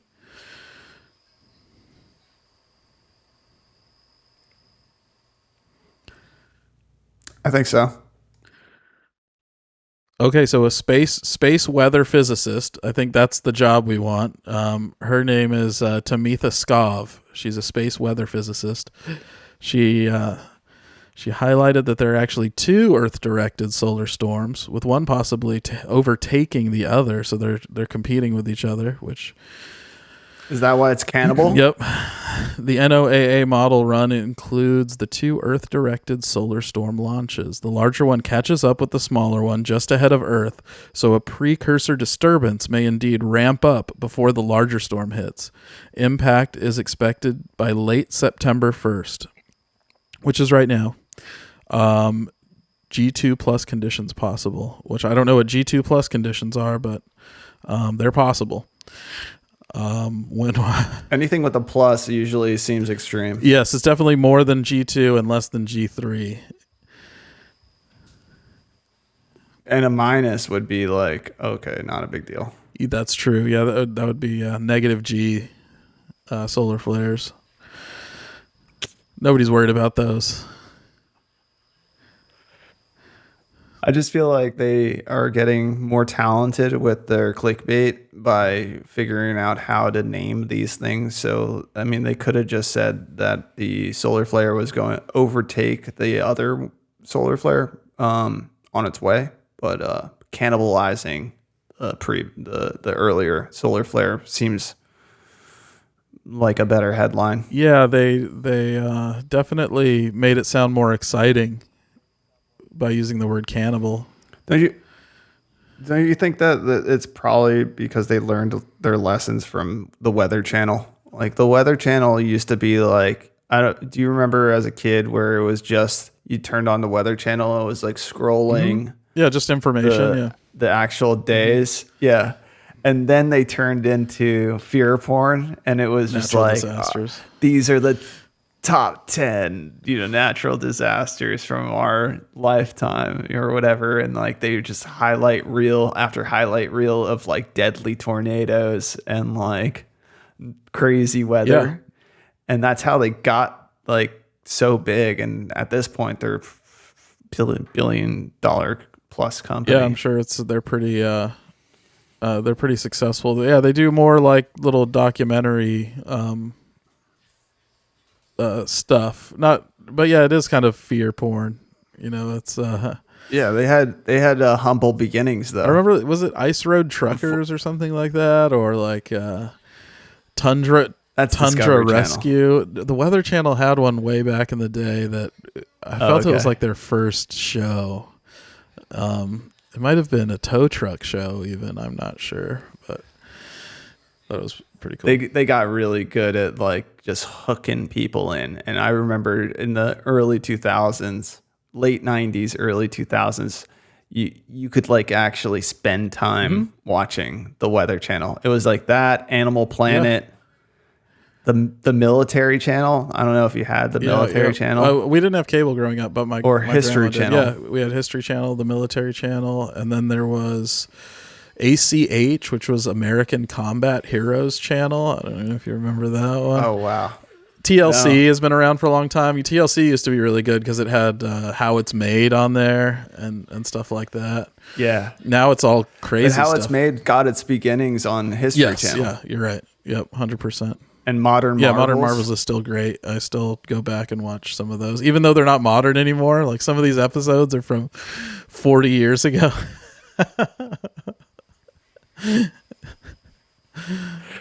Even when it started, like the modernness of it was a timepiece, or like time for the time that whatever that thing was made in. That was the modern Marvel of that time period. Was, yeah. I think they've done hundreds of like seasons of that show.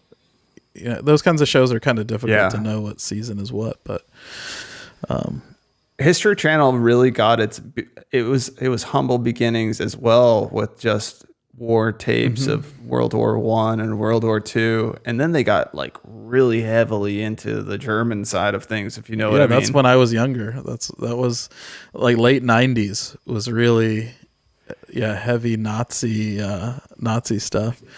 But that's what people wanted to watch. I mean, people still want to watch that stuff, and then they. But it's history, but at the same time, it's just funny because in today's modern era, like that wouldn't even fly at all. The fact that was like on TV all the time, like it was. Yeah. It might as well have been a German channel, Well, it showed the Germans getting fucked up mostly. From what I remember, I don't know. They made it seem pretty cool at some points too. Like you're like, oh wow, like they weren't that bad. No, I never thought that. They're always the bad guys. I don't know, the amount of equipment and like new technology and stuff that they were developing. The technology was stuff cool was super part cool. of it. Yeah, for sure. Obviously they did a lot of bad things too. No, I don't think it painted them in a good light, except for like the cool planes and shit, and they had that giant railway gun and their bases. And that shit, Mm-hmm. I mean, obviously it didn't take much to see that they were very ingenious with their engineering and stuff like that. I mean, or else it would have been an easy war. I mean, obviously it was one of the toughest wars ever fought because of how each side was well equipped at that point. Yeah, it was definitely when sort of the modern era started, as far as submarines and aircraft carriers and fighter jets and long range bombers and stuff we're still kind of building off of today, like the warfare that was built back then, technology wise, radar and fucking all sorts of cool stuff came around.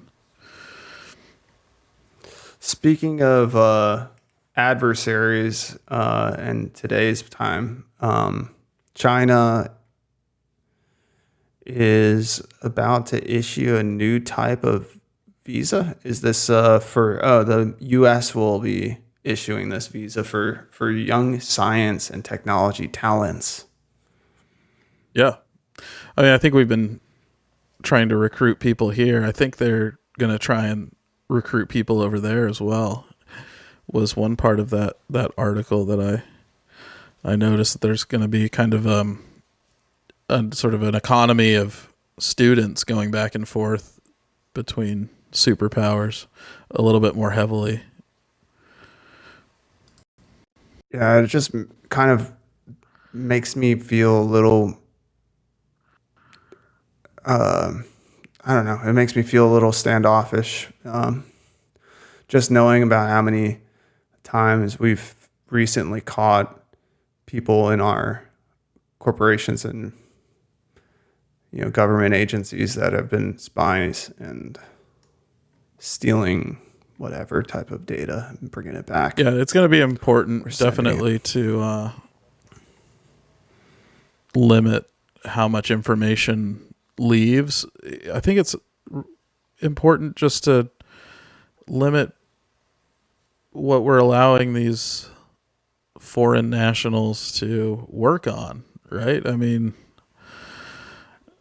yeah. Or just open the borders and just forget about this whole like, oh, someone's our enemy or someone's not our enemy. It's like, just if you just be done with it already. If everything's so good in the science and tech side of things and we're so like open to each side sending all of the talent from east to west and west to east, then just be done with this whole bullshit about like selling us the propaganda that they're bad and we're bad and or we're good, they're bad, and you know what I mean? Like, it just doesn't make any more sense anymore when you look at the data, and the data is that we are sending people there and they're sending people here. We're opening up corporations there, sending talent. They're sending talent here. So then it seems like really good times. Yeah, the truth is that it is already happening. So, and it's been happening forever, and it's not a negative thing. At its base, it should be viewed as a positive thing. Yeah. It's just the sharing of information. The only real negative thing is that China actually doesn't have an open economy, and they're not actually letting our tech corporations be within their borders. Like the hard stance is actually more so on like that's where like the problems are. It's like we let a lot of things slide here, and they don't let anything slide over there. Yeah, we have a free market. I mean, anybody's welcome to, within reason, operate in the United States. Except for TikTok. Yeah, even that. It's happening. That was this. They made a big deal about the silliest thing ever, and then it seemed it was. Yeah. There's real issues with information leaving this country.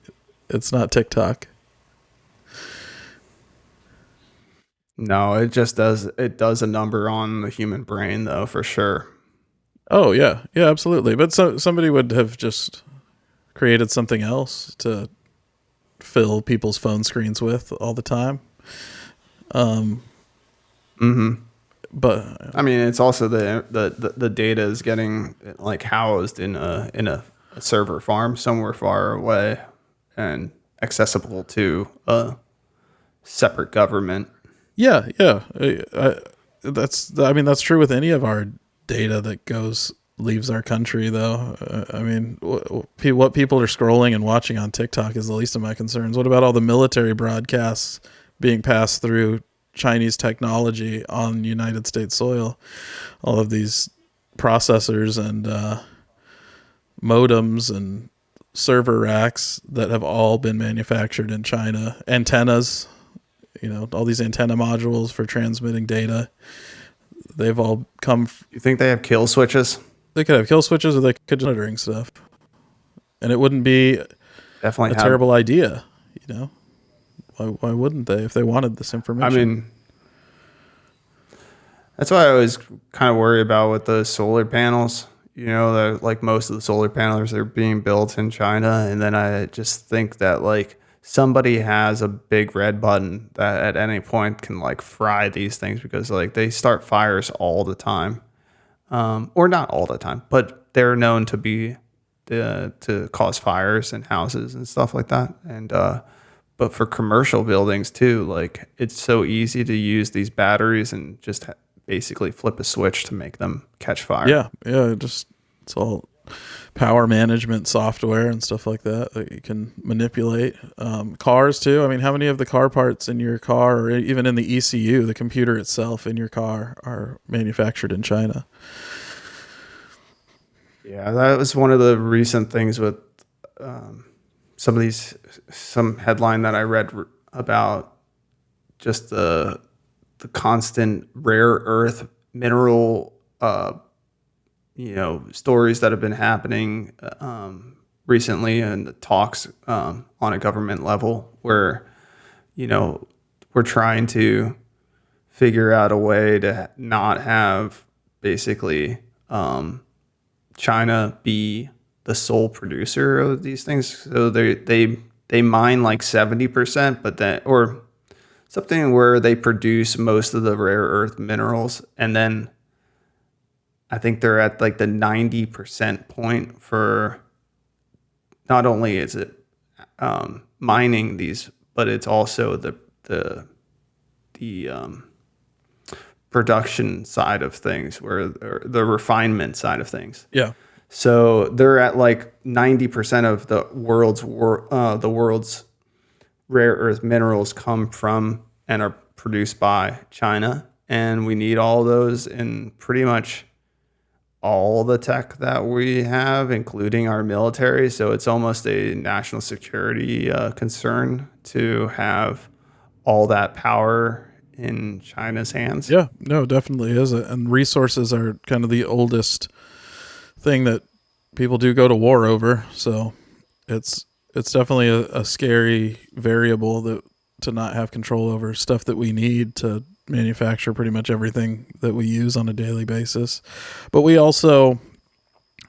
provide them with stuff that they need. I mean, it might be a little different, but a lot of, software and things like that for the hardware that they're creating is kind of useless without our purchasing it. So if we don't buy it, then they can't make it. And then also we have a great influence over all of our allies in the Western side of the world that who's buying what. So if we say Huawei phones are spying on us, the whole stock in Huawei in the Western world takes a huge hit, and they don't sell as many phones. So it's a little bit of a give and take. And I feel like the idea, the mindset, especially in the media, that this stuff is dangerous is good, but also I think they need to counterbalance that with the fact that it's unavoidable in our consumer society to expect us not to want the cheapest possible products. This is how the free market works, right? And it's a global economy. So if we do want the best products as cheaply as possible, we're going to need to have them manufactured somewhere that's willing to meet those needs. Or just start paying more for stuff and stop buying as much stuff, because that's the only control we have really over the whole situation. Yeah. It just takes a little bit of time to get the manufacturing off the zero bound side of things. Yeah, I don't know how we would. There's no easy switch to flip to get manufacturing and production back to our Not at the shores, rate so. we consume stuff. No, yeah. Yeah. The thing about China that really holds them afloat too is the fact that they, since like 2013, they stopped buying U.S. treasuries and really went hard in the paint on buying gold for their central bank reserves. Yeah. So as far as actually needing us to grow their economy, like Huawei is doing fine, I would say, and they have their market is pretty much all of the East, and even Europe is letting Huawei in. Oh yeah. So it's really just America that's saying no to that company. No, they let them in, but it's at least it's a topic of conversation now. And even if I was a German person or a British person or an Indian person, I would second guess getting a Huawei phone. Some people probably don't; they don't care, but we do have an effect on their production as much as we can. And we could do that with other stuff too. If we didn't like how it was running, the one way to do it is just not to buy it. I don't know if it needs a government intervention in order to ban it, but I don't know where you draw the line on what the government says we can and can't buy. But if it is a national security thing, then I guess somebody needs to say something. Yeah. I think that's where open source technology comes into play, is that if all of these companies were doing non-nefarious things, including our own companies here in this country, there would be a hell of a lot more open source going on. And because there is no, on these closed source products and proprietary software and stuff, you don't actually get to see behind the curtain. And so like there are smart people in the whole entire world that are able to, decipher the code and figure out, is this a malicious product or not? But like the way that it's framed is like the government is the one that's going to tell us what is and what is not like good for us. Whereas like I could just trust like a guy that's been working at Google for 30 years or someone on the internet just as much as my government if it was an open source code that they could read. Yeah. I mean, well, their money is in keeping it proprietary and closed, because if everyone has it, then it isn't valuable at all. So, open source, its value is actually on the more capitalist side of things, where the best products just win. Yeah. Well, I mean, when you're talking about like proprietary software, if anyone can just replicate it and use it however they want, and improve it, or just be left behind if they don't do better open source. Like if it's open source, then people can just keep on adding or fork it or make it. Well, better. Android is an open source style of operating system, right? Yeah. Well, Linux is the ultimate, I guess. But in that regard, I would just say that's why people, the more techie people, do really like an Android. Yeah. Because they're able to actually see what's going on under the hood. Yeah, which is a benefit for sure. I think when it comes to these giant corporations, Android is in the same boat as Apple or Huawei. They're going to keep their secrets so that they can sell these chips to all sorts of different manufacturers. And inside those secrets, is there something recording every password that I type in and able to watch videos on my phone and stuff like that? Yeah, absolutely. I mean, they could design that stuff in there, and we don't have a way to stop it. We're relying on them to provide us with a device, and we don't have the ability to ask enough questions to know if it's safe or not.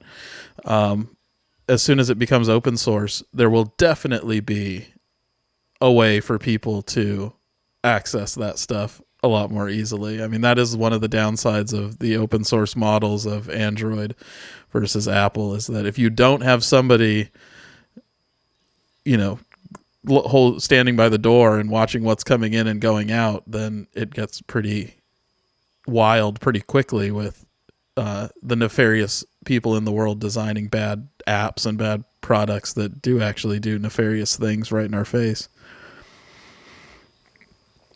Yeah. I think from my standpoint, it would be that the more V1, like V2 doesn't 2.0 doesn't get released until you have enough approval. It's like GitHub. GitHub is like a very open source, website where people are releasing software, and then there's a shared community of people that are adding to the code, or reading it and making improvements. But then it goes through this whole stage of other people approving it and then making sure that it is the correct code before it gets released. It's the same thing that would happen internally within Apple, but it's more shared community of basically like-minded people that don't have a paycheck, like aren't biased in a way. So that password still gets the same privacy and protection that it would get from somebody that has an Apple product. But it's just that the code is being able to be reviewed by people from all over the world versus just an internal housed privacy group within the company. So Sure. I mean, I think they're just two arms of the same body in a way. Like they're two paths that lead to the same endpoint. Yeah. It's just one gives more of a transparency for the consumer if they're able. Like I could take ChatGPT to an open source piece of code and have it give me exactly tell me exactly what's going on under the hood. I would trust that. Maybe I would have to trust the AI model, or I would have to learn how to code myself. But yeah, I can't do that with a Huawei or with an Apple product or non-transparent centralized company version of that same product. Sure. And yeah, I guess what it comes back to is I think companies should be allowed to protect things to a point. I think there needs to be some oversight. They can have intellectual property that isn't public because they're investing in it and it's their money and their passion and their project. And if they don't want to share something, there is an assumption of privacy. But also there needs to be some like oversight and proof, maybe like some sort of technology review institute that kind of puts a stamp of approval on things. Is it the government that we trust with that, or is it? That's where the government's like a trust me bro moment. Yeah. They're like, and I know that for a fact that people in foreign countries who love Huawei products, obviously they probably don't know what the hell is going on under the hood, but like pound for pound, the technology inside that cell phone or inside that product is as good, or if not better, than what's being released to Americans with our centralized companies here. Oh, sure. Yeah. They've had 40 plus megapixel phone cameras for 10 years. Yeah, already. foldable screens and fast charging and stuff like that, and high resolution displays and stuff like that.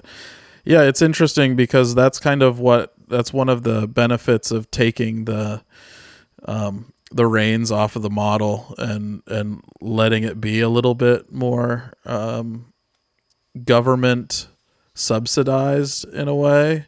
Because now you're putting government resources into the development of this stuff.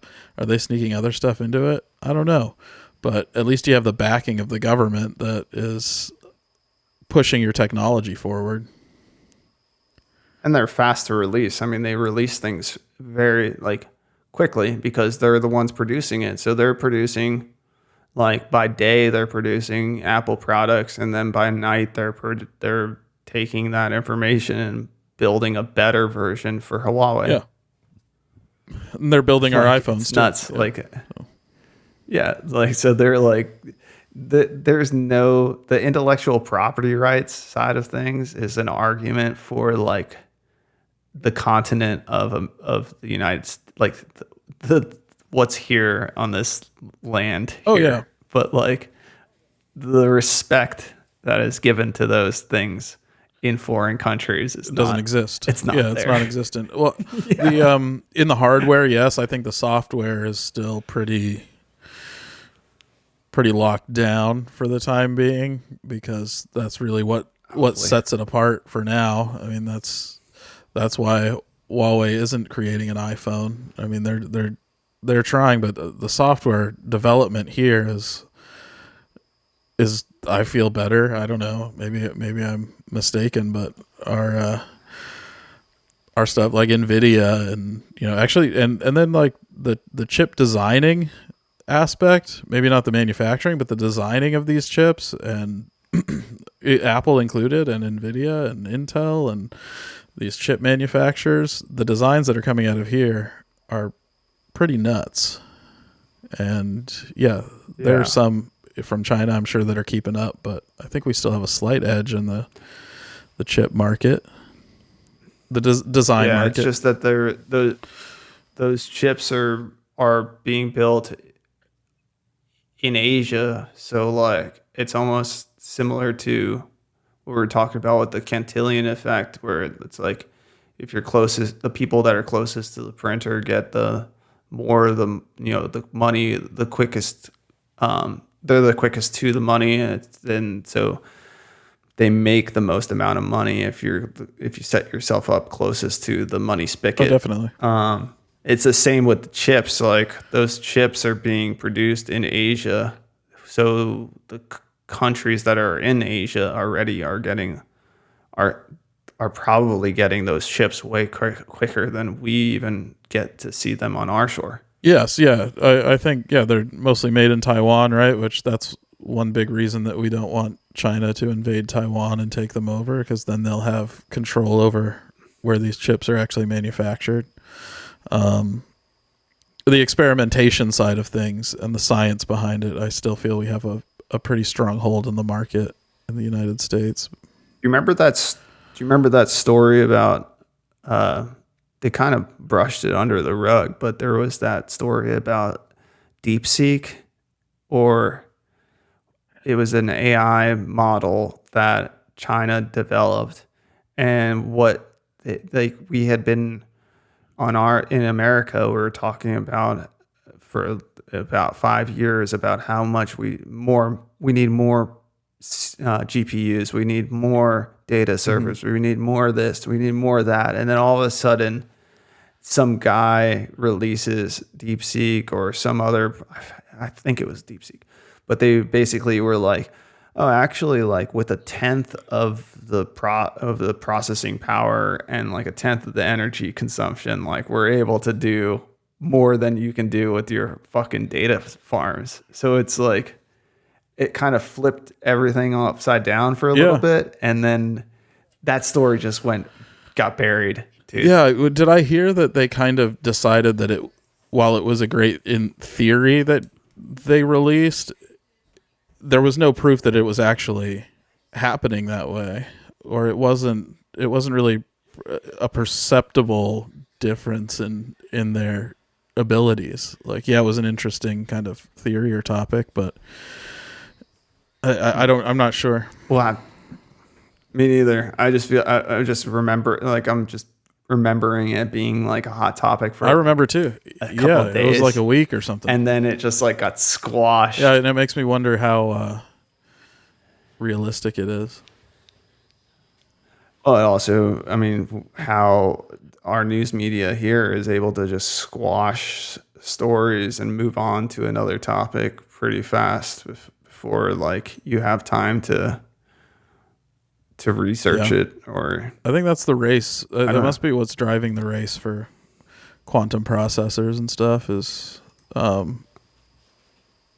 just the ability to not rely on as many processors, something homegrown that can power everything would be pretty handy if they're holding it over our heads that they're going to invade Taiwan, or they're going to stop sending us chips, or whatever their ploy is. All I know is that I'm going to learn Mandarin as quickly as possible. That's really slow for me. It would take me forever to learn Mandarin, so And I'm using ChatGPT and DeepSeek to train me. Hell yeah. What if they teach it to you I think wrong? it's important because they don't want you to know. It's one of those. It's probably similar to when you go to a foreign country and they're and they say, at least he's trying. Yeah. you know, like they'll give me at least a little bit of credit for like making an effort. I think people like it when you try and speak in their native language when it's not your. People enjoy it. I enjoy it, and I speak a little bit of Spanish. And when I can speak to somebody in Spanish that can't speak English, it's a benefit to everybody. You know, they're like, oh, finally somebody I can kind of communicate and translate through life with. And my phone makes it so much easier too. I can literally say something in English and have my phone read it to them or let them read it off of my screen. Which I know that's been around for a while, and now there's sort of in-ear like headphone apps that actually live translate what you're saying, I guess. But that's a good thing. It's funny because when I was looking over my notes and I had a note from 2016. It's talking about that ear communication AI device, and it would be something. This is an idea for one of our listeners to create and then get back to us. But basically, what I want to do is go to what I'm having trouble doing is going to a retail store and asking the person working there for help. And a lot of places are really good. Like I would say Trader Joe's and Whole Foods they're good at giving directions. But what I want is that earpiece to listen to customers who come up or to the employee and ask a question. Hey, do you know where such and such a product is? And the AI does like a football play move in the helmet of the quarterback, where it's literally tells the employee what to say to the customer. And it says, aisle 12, shelf 3, halfway down is that product that you're looking for. So taking that question, putting it and having the Siri or whatever's inside of their ear give you that information back, but very specifically, and because it knows exactly where all the products are in the store. All right, so I have an expansion on it, as I usually do. So I hope you're open to taking some outside ideas, and I know you are, so that's cool. What about you walk in with your phone in your hand and it has your shopping list, and it's a little robot that meets you at the door, like a little greeter that says, what can I help you find today? And you scan a QR code with the robot, and it plots the most economical way through the store to each product. And then it also gives you options or shows you things that are on sale in that same category. And it'll, it can shoot a little laser pointer and point to them and stuff. So you still get the shopping experience. You're not having somebody else deliver it to your house. And it's actually shopping, because that's not shopping. The shopping is done online at that point. So you're not actually there. You don't get to pick up a box. You don't get to feel how heavy it is. You don't get to see how the box feels and what the material it's made out of. All of these go into making a decision. So you actually still go to the store. You just have a little personal shopper that leads you through the store to the exact products you want. And it's actually good too, because all these companies spend so much money on merchandising and actually getting these products in front of people to help them make their decisions on what they want to buy. When you're shopping online, a lot of that is lost. I'm going to get what I usually get. Yeah, you don't get to go to that aisle with we went there for one cereal, but then you have 60 choices and you're like, that other one looks pretty good. I might have to try that one. I like shopping because I like the variety. You can try something new. Yeah. What about a shopping cart? Yeah. That, those riding lawnmowers that you stand on the skis on the back? So you put your phone on a cradle, or you can scan the QR code of your list, and then literally does a self-driving around the store. but you still get to go and like pick Yeah. the things off the shelf, and you might see some other things that you want, but it goes through, like you're saying, like the most economical, efficient path. It creates a ride. There's no for you. checkout because everything's already been scanned as you put it into your cart or as you take it off the shelf. You're just putting it into a bag essentially, right? Like those nylon reinforced, like reusable shopping bags, the heavy duty ones. You'd take that home with you. I guess you'd have to bring it back. There would be a cost to that, but I like it. Yeah, that's cool. I like that too. I like making it into a ride. Yeah, that is fun. You don't have. You're riding. They have different choices. You don't have to ride. You can be guided around, but there will also be the self-driving ones as well. Speaking of shopping, there was something that I was thinking of. Basically it's for retailers that are fashion retailer, and so all these tags on all the clothing have a barcode. Well, I want to go into the store and physically touch all the clothing, but I want to have built a avatar of my body at home through 3D scanning, or maybe I take a selfie in the picture of the mirror, and or somehow it 3D scans you. Or maybe there's an actual, you go to our store in a strip mall, and then you do like the X-ray machine at the airport thing, but it builds a fucking exact 3D model of you. And so all these stores that sign up with us, the customers can go into the store and scan the QR code or the barcode on pants, the clothes, and it puts it on you on your phone. So I don't have to go to the dressing room, and I can actually like scroll around and see what it would look like and how it would fit me. What's the downside of the company fudging the images to make it look better than it actually would, and just in the effort to sell it to you, and then hopefully you don't return it?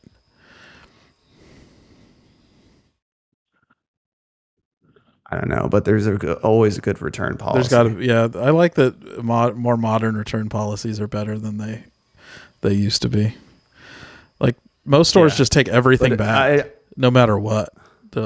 Whatever. Yeah. Just please keep shopping here.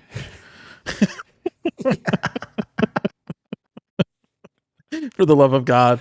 I just like the idea of not having to go find somebody and be like, hey, yeah, I have 5 pieces of clothing that I want to go and check in. They're like, 5?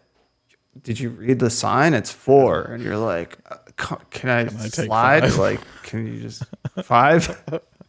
Do I have to put this one out here and then come back out? Like, you should come back out in your underwear. I'd be like, all right, I'm going to take this one. Yeah. No, trying on clothes is the worst. I don't even do it. I just return clothes that don't fit. Yeah. Yeah. Yeah. I just want to make better decisions in the store, though, because I just feel like I'm always wasting. Like the actual economical cost to me is the hassle of driving back. Yeah. And the gas prices. Yeah. Chevron. We're still waiting on a call from Chevron. Look, we're looking for sponsors. If we can get retail, we can get Whole Foods. If we can get Chevrons, we're really. You just made me have a. We have ideas. Made me have a good thought. Is that the clothes industry and retail clothing is probably on a decline. It's definitely on a decline. We can see it in shopping malls. One thing that you can do there that you can't do online is try clothes on. So why not make the trying on of the clothes? That's the experience. That's where you get 5-star, top of the line, something you can't get at home, because that's really all they have as the reason to go to the store any longer, is to actually see and feel and touch the clothes. And while you're there, you can try them on, because you can't do that at home. So there's going to be an attendant there. You're going to get snacks. You're going to get water.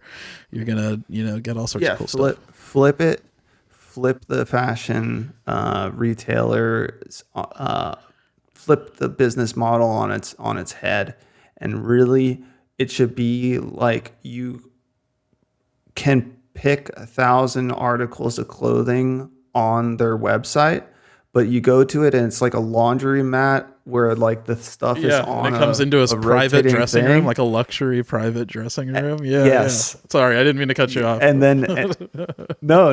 That's what it is though. Like you go to the storefront and you literally, you're like, I'm checking in, and it's just about the fitting rooms. And like you're saying, that's even cooler, where the conveyor belt literally just delivers the items to this luxurious fitting room. So why are we even like going around to those shitty racks with like all you have to sort like, through them for size and stuff.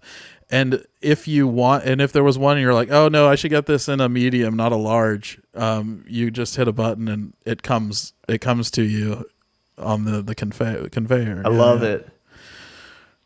That's awesome, dude. I mean, I can't really think of another way to make going to the store a better experience, because the one thing you have to do there is the most awkward, terrible part. The only thing that they have right now in the model currently is the worst part about it is going into that little bathroom stall and trying on clothes with like tags still on them, and they're got to put them back. Do I put them back on the hanger? Do I not? Do I be a good person and put them back? Yeah, usually. Yeah. But like even finding the fitting room is hard in some of these stores. They're like, where the, like you're looking around, like, where's the fitting room? Yeah. Sometimes it's in the middle of the store. Sometimes it's like on the side in the back. Yeah. Sometimes why is this place designed? Is this place designed by an escape room designer? Like, what do I need clues and shit? Like, there's a little sign like 300 yards away. But I love it to be able to like have drinks and like have like a wine bar or like a smoothie when bar you're picking the clothes, you order ahead. Couches, you order ahead what you want. Coffee. Yeah, before you go, when you're picking your clothes, they also have a menu for, you want champagne or something like that, or you want a beer. Yeah. Because you could be trying on a 20 shirts. You might need a beer. Yeah, I agree. I love that idea. I think that flipping it on its head and having the store actually be a fitting room, and it could be called Fit. Easy. Oh, where are you going this weekend? I'm going to Fit. Yeah, Friday I got to go to Fit because I got a thing to go on Saturday. It's like, oh, Fit's really cool. I like going there. Yeah, that's actually fun. Yeah, I went there as a date one time. You could, you'd be getting undressed in front of people, but you could take your walk. But the cool part is it can be like Posh Mart or whatever, where it's all like our store is like the Amazon of like, it doesn't actually have a specific label to it. It could be like many stores in one store. So it could be like Nordstrom Rack, it could be Macy's, it could be Nordstrom, it could be Bloomingdale's, it could be all of these stores that send their clothing to our place, especially like that they're able to have like this drop shipping kind of style where if you log in that I'm going to be there on such and such date, then they have time to send those shipments to be there, or whatever, have all the sizes available. Or so that makes me think of a new concept of clothing department store, where everything is in a distribution center, and there are stores around the outside of this distribution center. And that conveyor system that brings them to the fitting rooms and to the stores is the same one that takes them to the order pickers of the online ordering system. So you just have one giant centralized building with all of the inventory, but you can also go there to try anything on in a really cool experience. And you can walk around there. It would be really well designed. There'd be restaurants there. There'd be like nightlife there and stuff like that. We can even have a rental service, kind of like the like what Men's Warehouse kind of style, where like, because it's restaurants and nightclubs that are in this outlet style mall that you're able to just go to I'm going to Fit, and then you go to Fit, you get your clothing for that night. Then you just go out and you walk around and you go to the restaurant or to the nightclub, and then you return it at the end of the night. You could even get there's a hotel there. You can return it in the morning if you're staying the night. That's a cool experience right there. I mean, if you're talking about like retail and capitalism and maximizing it for efficiency. Like reinventing. That's a reinvention of the mall experience, where the mall is both a hotel, a nightclub, a restaurant, and a place where you could go and rent clothing for that experience, like for that date specifically, or for that night or whatever event. And if you return it, you get charged the rental amount. But say you love it and you keep it, your card's on file, and you just pay the full price for it. You pay for it. Cool. Yeah, cool. That's a great idea. Let's end it with that, dude. That's a fucking... We're going to have to marinate on that. Hey, fans, if you have a couple... I don't know. Let's just $1 billion. $1 billion. Just... Yeah, if you have $1 billion and you do this idea, just shout us out. Let people know where you got that idea. Yeah, we don't want any money from you or anything. It would be cool if we had a lifetime pass to go there anytime we wanted. That's really... My goal is to get so good at something is that a company just gives me a lifetime pass for whatever. Fucking oil changes, fucking Subway sandwiches. I don't give a shit. I just want something for the rest of my life. Yeah. Chevron, reach out again. We're still waiting. Yeah. No, but I love it. And I think that other people are going to love that idea too. And so that's why people are going to come, why our listeners are going to keep coming back, is because we're going to give them these hot, new ideas that are fresh and that can make them a shit ton of money without having to go spend it on some boardroom of investors that are not going to give you these ideas that are coming straight from the thoughts of the people. I know we're going to end it, but speaking of $1 billion, I did play the Powerball today. It's 1.1 or like 1. So if I get that, up. I'm going to invest it all in my new shopping mall.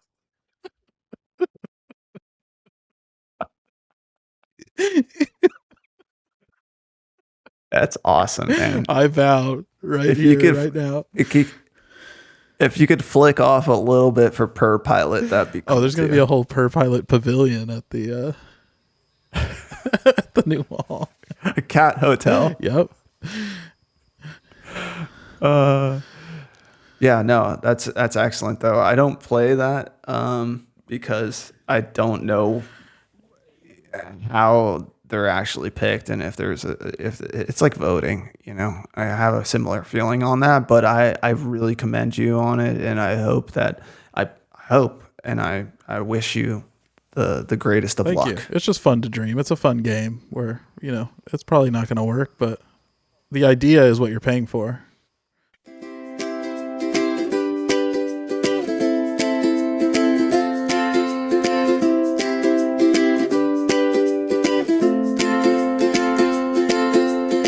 We're stuck on a video call. Wi-Fi slow, but we're laughing through it all. Pixels freeze and the sound cuts out. But that's what this modern life's about. Talking about bears in the market, hydrogen deep in the ground. Teeth that might grow back someday, and the moon when it spins around. It's a world full of puzzles and prayers, dreams and cotton bears.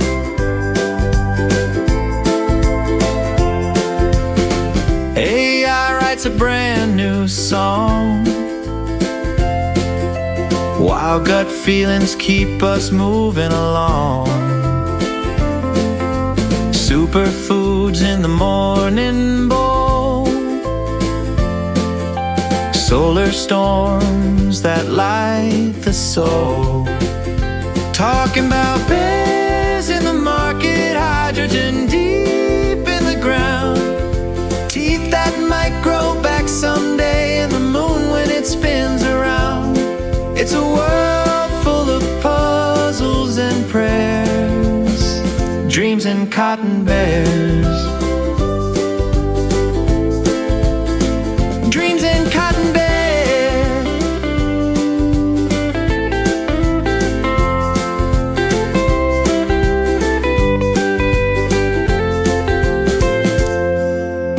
Some say the answers hide in code. Others find them on a dusty road. But I think the truth's in the time we share.